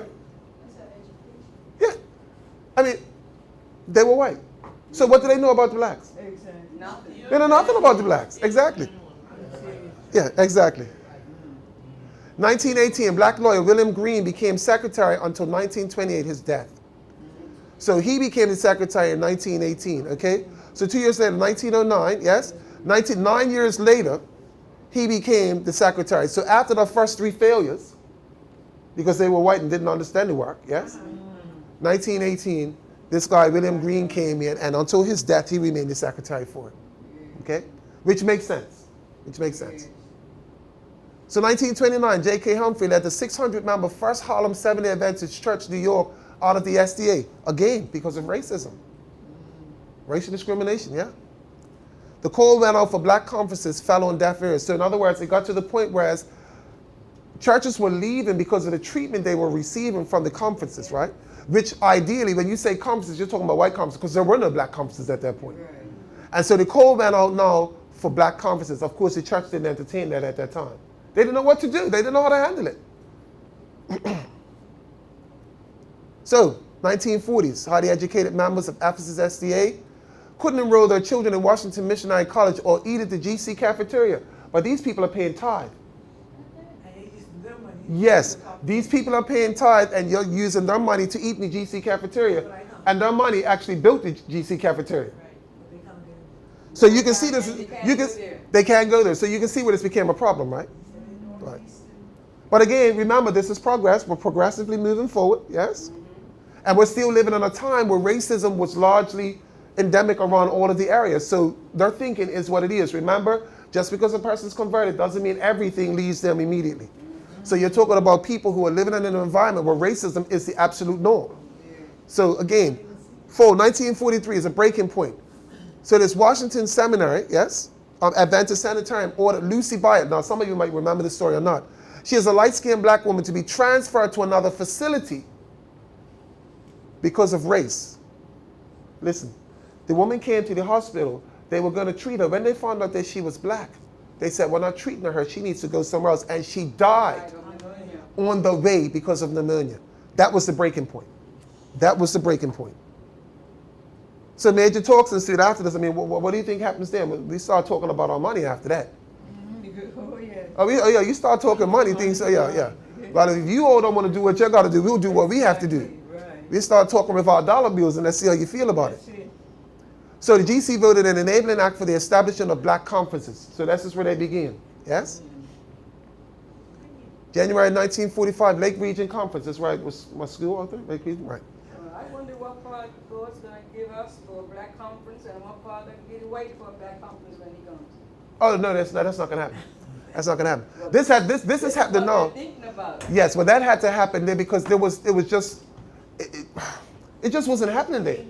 And so it was to the point where it's okay, fine, because of the things that are happening, let them have their own conferences. Because the truth of it is, think about it now, as time went on, blacks have outstripped everybody, especially in the U.S. Now, blacks have outstripped everybody when it comes to the amount of people in the church. Oh, it's a predominantly black church. Oh yeah, don't be fooled about it, yeah. So Lake Region Conference, first black conference in New York. So Lake Region will be up by the lakes up in, so you're talking about Detroit, Chicago, up in those areas, Michigan, and those places, yeah? So that's the first black conference, and it still exists, and it's still doing well. Yeah. Other regional conferences, that's what they're called. Black conferences are called regional conferences. Usually, other conferences are state conferences. So each state usually has a conference, but black conferences are called regional conferences because they're not only in one state. So you're talking about Chicago, Detroit, other places like you would have it, yeah. I've never really been in a church where it's all white. No? You got a black here, there, in all the church. Mm-hmm. Well, I well, haven't seen a complete. and maybe it depends on where you have, because trust me when I tell you, I preached at a few. So I know they exist, okay? You mean all white? Yes, I preached at a few. They exist, like yeah. Pentecostals. They exist, yeah. So other regional conferences quickly followed. Once one got started, a whole lot of them got started after that. So blacks argued that work among minorities will be more successful if carried out by the same race. In other words, the argument was, we know our own people. So we should do our own missionary work, not you all coming on to do whatever. Because obviously, they're looking at it and saying immediately when they see you, they're immediately going to be at odds with you because, well, we don't necessarily trust you. You know, so that was a part of it, which made sense. The results seem to truly support the concept. Why is that? 1944, there were 17,000 members, yes? 1997, there were 262,000 members. Since black work came under blacks, the sector grew 4 times the rate of the rest of the division membership. 4 times the rate. So their argument proved out to be true, yes? Yes. So 1950s and 1960s, North American blacks increasingly held positions in the GC. So now they're starting to move, not only are they conference presidents, but they're moving to the GC now, okay? Frank Peterson became the first African-American vice president of the GC. So remember, vice president of the GC means he is just under the president, yes? 1960s, SDAs also went on record against racial discrimination in SDA institutions. So remember that we also had the first issue where the woman died. Obviously, that was an issue that went on record for that. But as time went on, and in the 1960s, you're also talking about the racial discrimination came to its head, you remember? We went on record then as against racial discrimination in SDA institutions specifically. Late 1960s, early 1970s. Decision was made to elect blacks as officers in union conferences after a request for black unions was made. Same for the Hispanics. So that happened, which is interesting.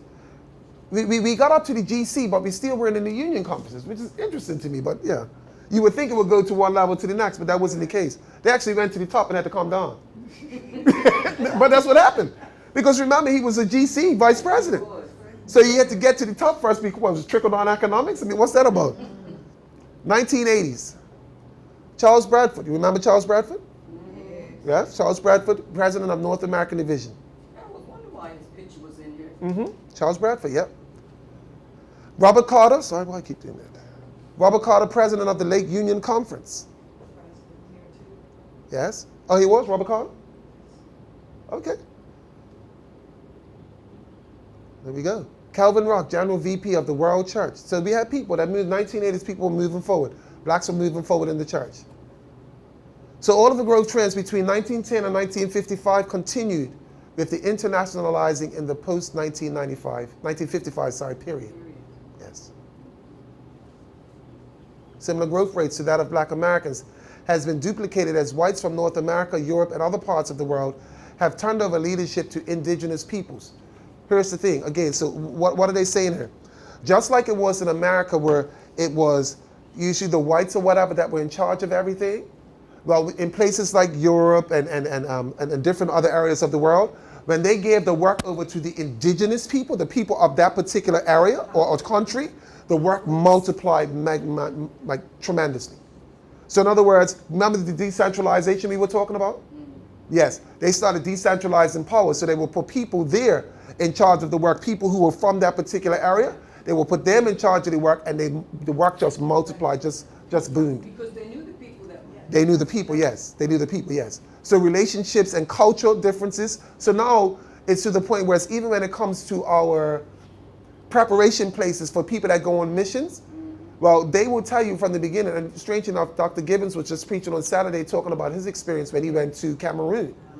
And how it was that the first things they had to learn was not necessarily the language first, but the culture of the people. Right. Well, we've come to the point where we're far more aware of those sorts of things now. I don't know if that was the case then, but the truth of it is that people in their own areas are far more able to evangelize than people coming from outside.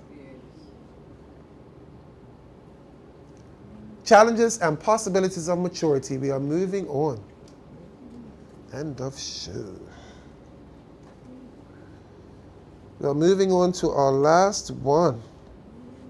Yeah, challenging the possibility of maturity. Yes. And challenges there are. So we're gonna know before 4 o'clock. Yeah, you might be. I can't put anything more than what's in the book. Huh? What was our challenge when we got started? I don't know that one. Don't know that one. Okay, guys, we're moving on. The challenges and possibilities of maturity. Anybody want to take a 5-minute break? You take a 5-minute break. I need it. Possibilities of maturity. From 1955 onwards.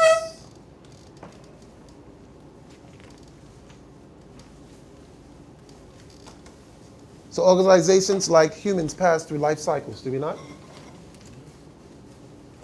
SDA, infancy, 1844 to 1863. What happened in 1863?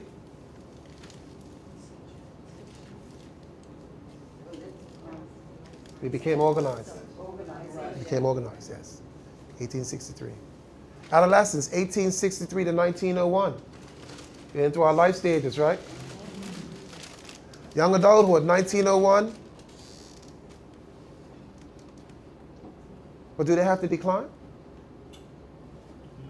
Do churches have to decline? So in other words, okay, if you look at it to the large point, you go from infancy, yes, to maybe adolescence, to young adulthood, to adulthood, and then after that you go to senior, and after that it's seen as a decline, isn't it? Right? Seen as a decline. So my question is, do we have to decline? Does the church have to decline? We've reached the stage of maturity. We're everywhere throughout the world. We have our things in place. We're organized. We have the schools and health sanitariums and hospitals and food industries and boats and planes. I mean, we've reached maturity. We've reached maturity. But do we have to decline because of that? Because if we follow the natural stages of organizations, most of the time they go up to the point where they reach a plateau and kind of start plateau for a while, and then they start declining. Do we have to decline? That's the question. Okay. Okay. That's all. We can decline. Yes. Do we have to though? No, you do it. Right. Because you can be correct. Right. So we continue to revive and reform, correct? Correct. Yes. How so? Always keeping the mission in view. Maintain a willingness to restructure and reform organizations and institutions. Keeping those entities functional and achieving the church's mission. Yeah. Which is exactly what happened, yes, in 1900s, right? Early 1900s. So George Knight, who actually wrote this book, argues that SDA reached maturity in the end of the 1950s. Or the mid-1950s, sorry. He believes that after more than a half century of maturity, SDA must reform and retool for renewed vigor. So basically what he's saying is that it's time for the church to reorganize. Yes. Why? Yeah. It's time for the church to reorganize because, again, because things have changed. Things have changed for us. So do we now need to restructure? Do we need to look at things differently? Do we need to put different things in place? Are some things not working, or they're not necessarily as they used to be before? So to become efficient, we have to consistently look at ourselves and do an evaluation and ask ourselves, are we still cutting edge like we were before? Does this system still work, and is it still effective enough for us to do what we need to do as an organization? You're just speaking in general and not being specific when you're asking that question. Yes. I'm talking about the church, yeah. In general, yes. Well, even if you talk about specific, it's the same question applies. Because even for each conference, it's necessary for us to ask the same questions. If we are going to be efficient, if we are going to do the best that we can do and be the most effective, then yes, we need to again look at ourselves and ask ourselves, is what we're doing actually bringing about the ends that we seek to bring about? And if there's not, then why not? And if we find out why not, then how do we sort that solution out? It can't be business as usual because the world is not business as usual anymore. So we have to adapt according to what we see, because who are we trying to reach? We're trying to reach the world, correct? So we have to understand how to communicate and best sort of interact with them so that we're more effective at it. So it can no longer be business as usual. Exactly. We've changed and we've moved around. So when you say Technology. Right. Less than 5,000. Why? Well, exactly. So the questions would be why? And how do we deal with those situations, right? So the question now is, first of all, when we find out why, then what do we do about that? So you have to have people who have that type of thinking, who understand what's going on, because it cannot be business as usual. Is Yes. that why they have, every 5 years they do a church manual and different things in there they Well, that's part of it, yes. That's just part of the process, yes. So in other words, what's changed, what legislation has changed, yes. Sister Brown, yes? Technology has increased so much that Yes. they need to go forward instead of, just remaining at a standstill. Exactly. I mean, everything's changing. Right. So again, we ourselves, if we are going to maintain our relevancy, then it's necessary that we as a church continually be looking and seeing what's going on so that we remain relevant. Even our message and how we preach has to remain relevant to the world we live in. Because if it was relevant in the 1940s, that's all great, but you can't preach 1940 message to when people are living to this, because they don't understand that language. You have to speak to them where they're living, yeah? So again, we must reform and retool for renewed vigor. That's his belief, George Knight. He's seeing what happens when it doesn't. So again, what's the alternative? The possibility of succumbing to the threats of institutionalism, secularization, and dysfunctionality. So again, remembering what we are here for, remember specifically that we are not like any other church. We were called at a prophetic time in history with a specific message to send out to the world. So if we are going to remain true to that mission, we have to ask ourselves continually, what are we doing? Is our organization to the point where all we're doing is doing it and we're trying to maintain the institution and forgetting about the people, which is what it's actually about, because it's quite easy to do that. Remember, we talked about discussions about when it came to in 1902, I think it was, when some of the problems that they have of making the changes for the reorganization, one of the problems that they had was that people were concerned about what it meant for them. So people wanted to keep it the same because they kept to get the positions, their influence. That's institutionalism. Yes, we maintain the institution at all costs.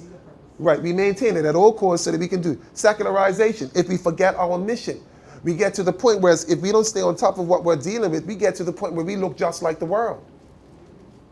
That's secularization. We don't need that either. So we have to stay true to what we believe, yes?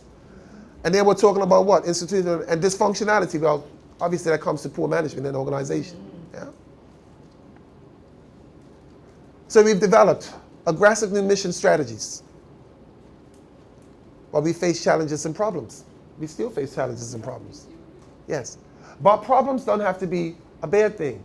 They can be opportunities for growth, right? If we're willing to exercise the diligence and dedication that the early members had. Remember our early leaders, all the changes and all the challenges that they had? And they were determined that they were going to find a way to get through it, and they did that. So arriving at maturity. What are the signs that the church has reached maturity? Sign number one, mid-1950s. Series of theological conferences changed the perceptions of influential evangelical leaders who recognized that SDA was a legitimate evangelical body, although not agreeing with all SDA doctrines. Remember, at one point, people were saying that the Seventh-day Adventist Church was a cult. Right. Right. People came in from outside. People were brought in from outside. Well, let me not do that right now.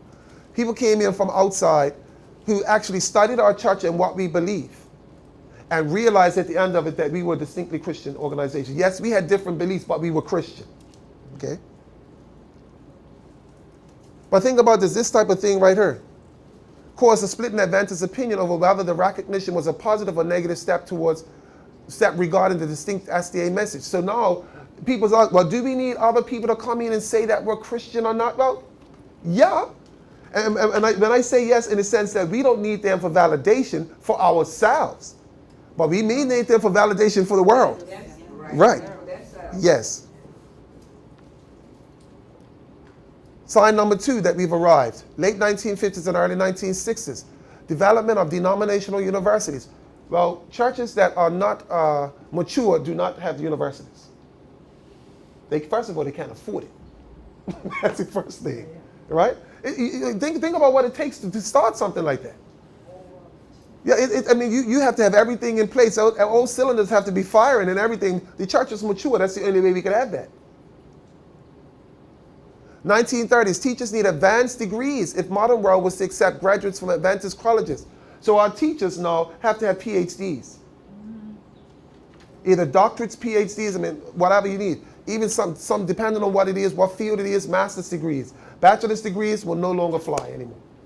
Now, if you're talking about in our academies and stuff, a bachelor's degree is fine. But once you go to college level, you're talking about master's degrees and PhDs. Yes? So 1930s, we already reached this is in 1930, it was necessary for our teachers to be able to teach. In our colleges, they had to have advanced degrees.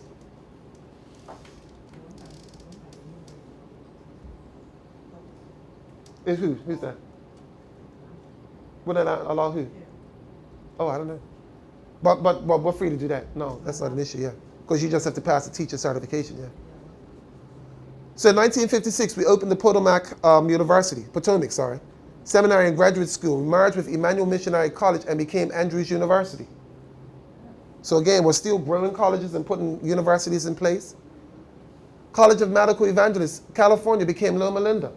Again, you're talking about a mature denomination, okay? Colleges and universities all over the place. By the 1970s, both Andrews and Loma Linda could offer accredited academic doctoral degrees. Loma Linda graduated medical doctors since 1914.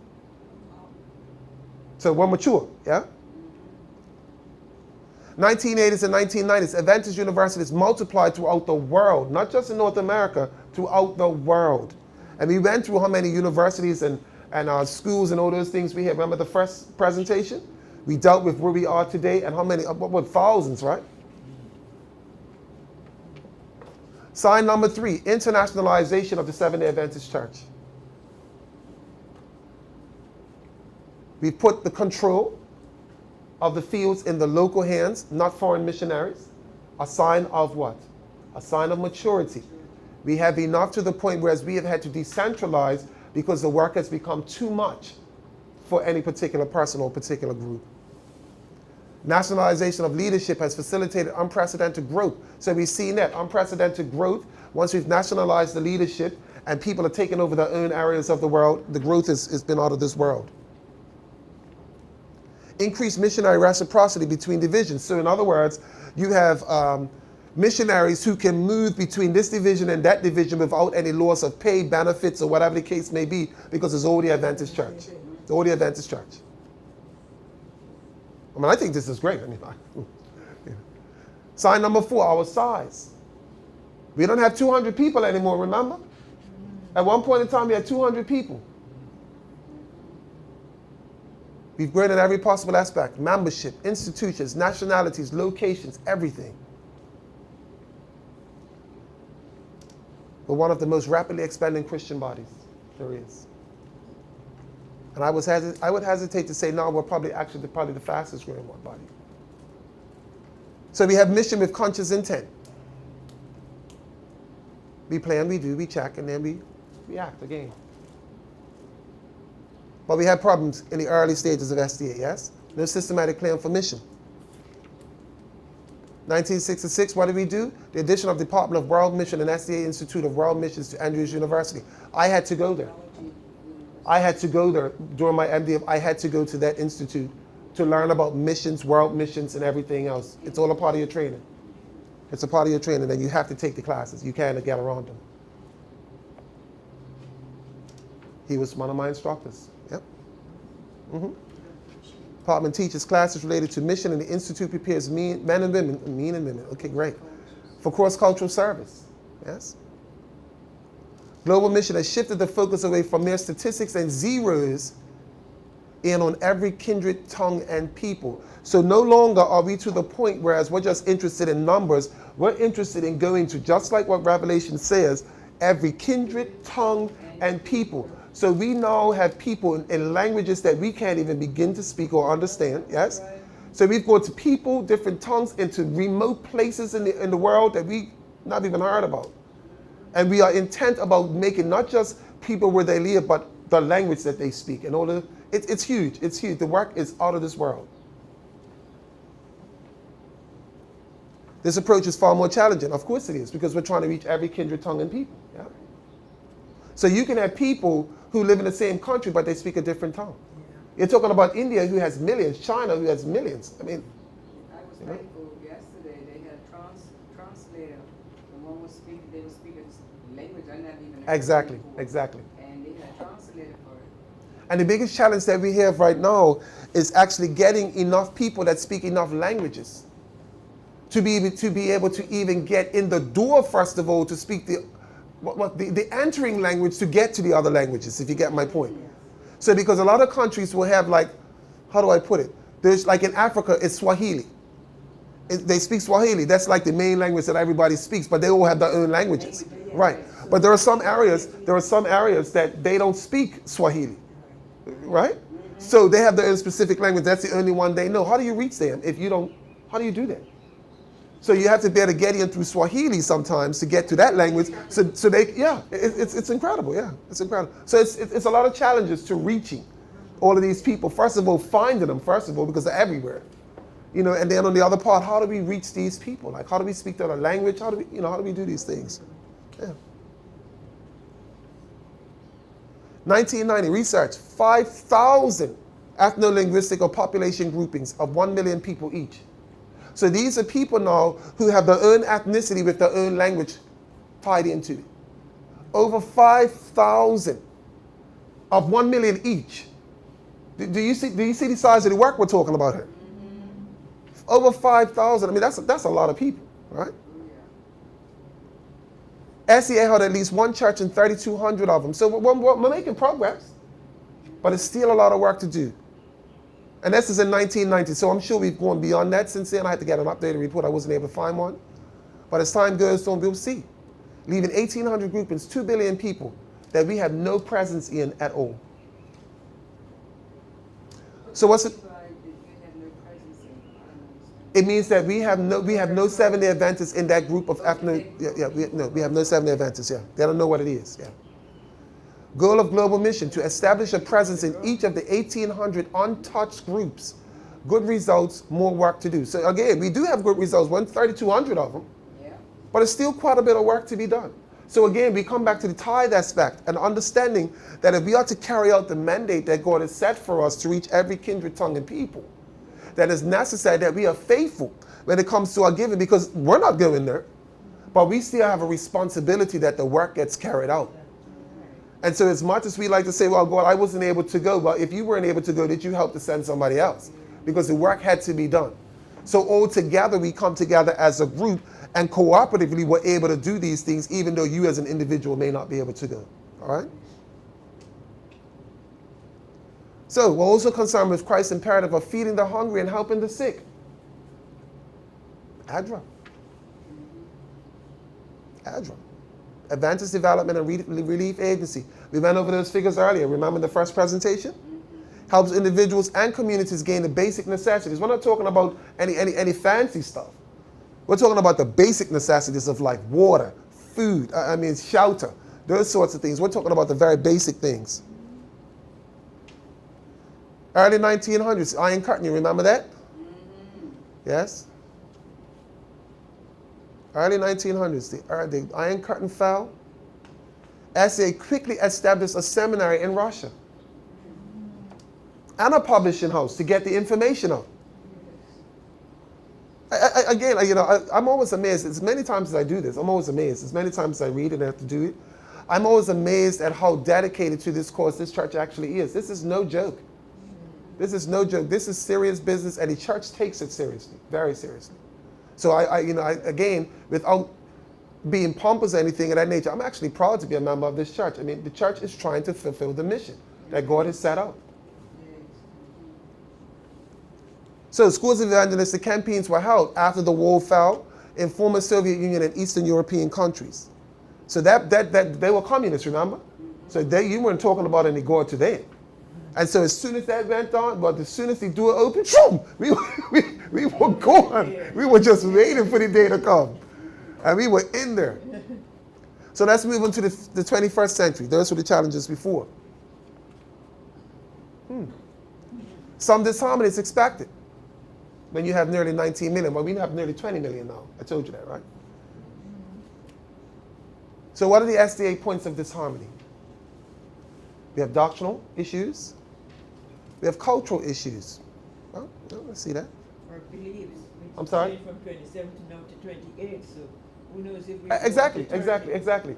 And I don't think, even when it came to the doctrine, I don't think that was a point necessarily of contention. It was just a point of, we've recognized, remember I said to you that we had for the longest time 27 doctrines.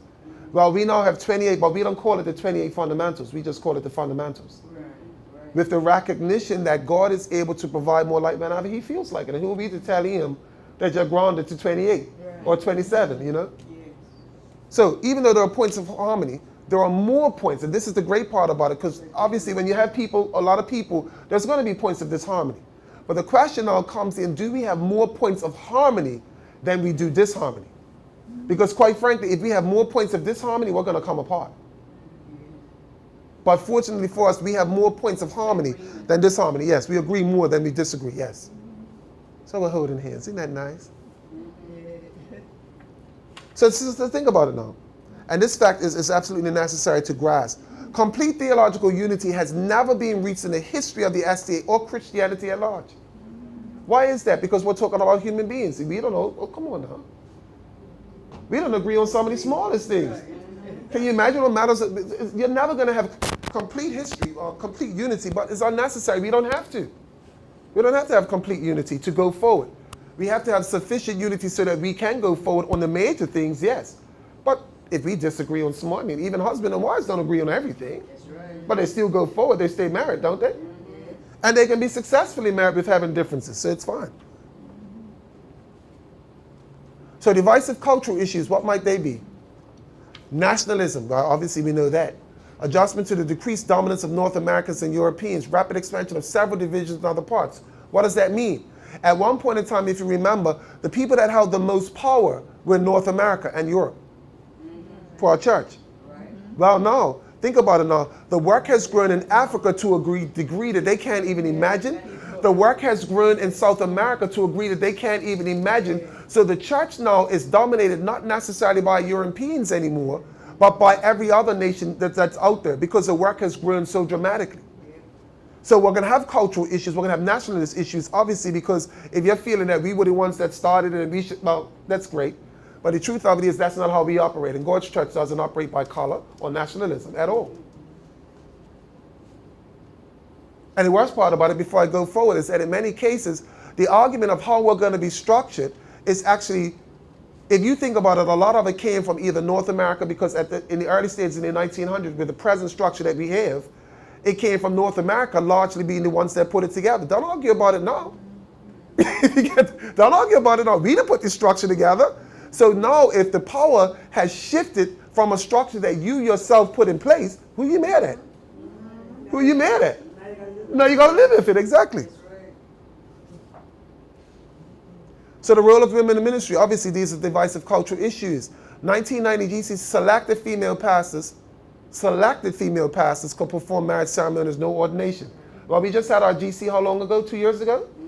And what did they vote? The women would not be ordinated at this time, correct? Right.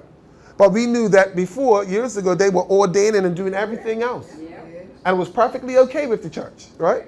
So what happened in between there? Well, It surely just caused one. yes. 2015 GC session, again, voted down ordination, right? Another challenge, delay of the second advent. Well, now this comes to a faith thing, doesn't it? Developing a belief that balances Advent faith with healthy occupation will be an ongoing challenge with the Advent itself. Think about it. We are here trying to live this life as though Christ is coming back soon, but also with the idea that he's told us to occupy until he comes. So how do you balance the now with that which you expect to happen at any point in time? Well, you still have to live your life as though it's going to come today or tomorrow, but then you have to plan as though he's not. You have to, no, not that as though he's not, that he may not come as soon as you think, put it that way. And so you still plan your life, but you're living your life as though he's coming. So here's the thing. It doesn't matter what day he comes, you're ready. But that's usually a faith issue, because you hear people saying, well, I've been talking about the fact that God's been coming for decades now. Nothing's happened. Well, that's the same argument they were having in Paul's day, remember? They were having the same argument then. Where's the promise of his coming? Still going on. So that's a challenge that we'll have to deal with ourselves, specifically in our church. Again, and let me go back to 1 minute. The reason why that's so important for us is because we understand where we are in prophetic history. For other churches, it may not necessarily be a problem. Okay, God's going to come, and we'll know when he comes and takes the saints and takes them in the rapture. Yes? The pre-millennial rapture. No, that's not the case. That's not the case. So they're not necessarily what about time frame, because they don't necessarily know where we are in prophetic history. But we do know. So time becomes an issue for us because we understand that we're already at the end of it all. And we understand that the investigated judgment is going on right now and the return of Christ is imminent. We understand that. And so now, specifically for us, it becomes a problem because time now becomes important to us, recognizing the times that we're actually living in. So another challenge, again, we spoke about that. So we have infinite possibilities. What should our focus be? Focus. It's focus. Yeah. Your mind's on food. That's what's going on. So we can choose to focus on the problems or the possibilities of the church. There will always be plenty of both. Am I wrong? So the Christian view of history is linear, not circular. So we are going along a pathway, yes? And time will lead us to where we need to get to. There's a cyclical one. It keeps going on. No real good. It's just going to keep happening. But progressive means we're going to get to a goal at some point. Yes? Yes. And the Christian view has to be linear because of the fact that Christ says he's coming back. So there's going to be an end point at some point. So the earth's history had a beginning and will have an end at the second coming of Jesus. 3 angels' messages. Again, we've always believed, like from the very beginning, we have always believed that we have a special part to play in the second advent.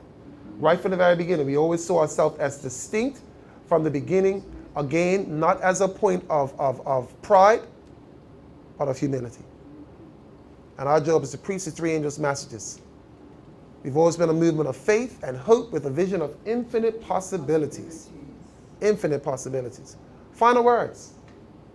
Final words. Ellen White writes in Life Sketches, in reviewing our past history, I can say, praise God.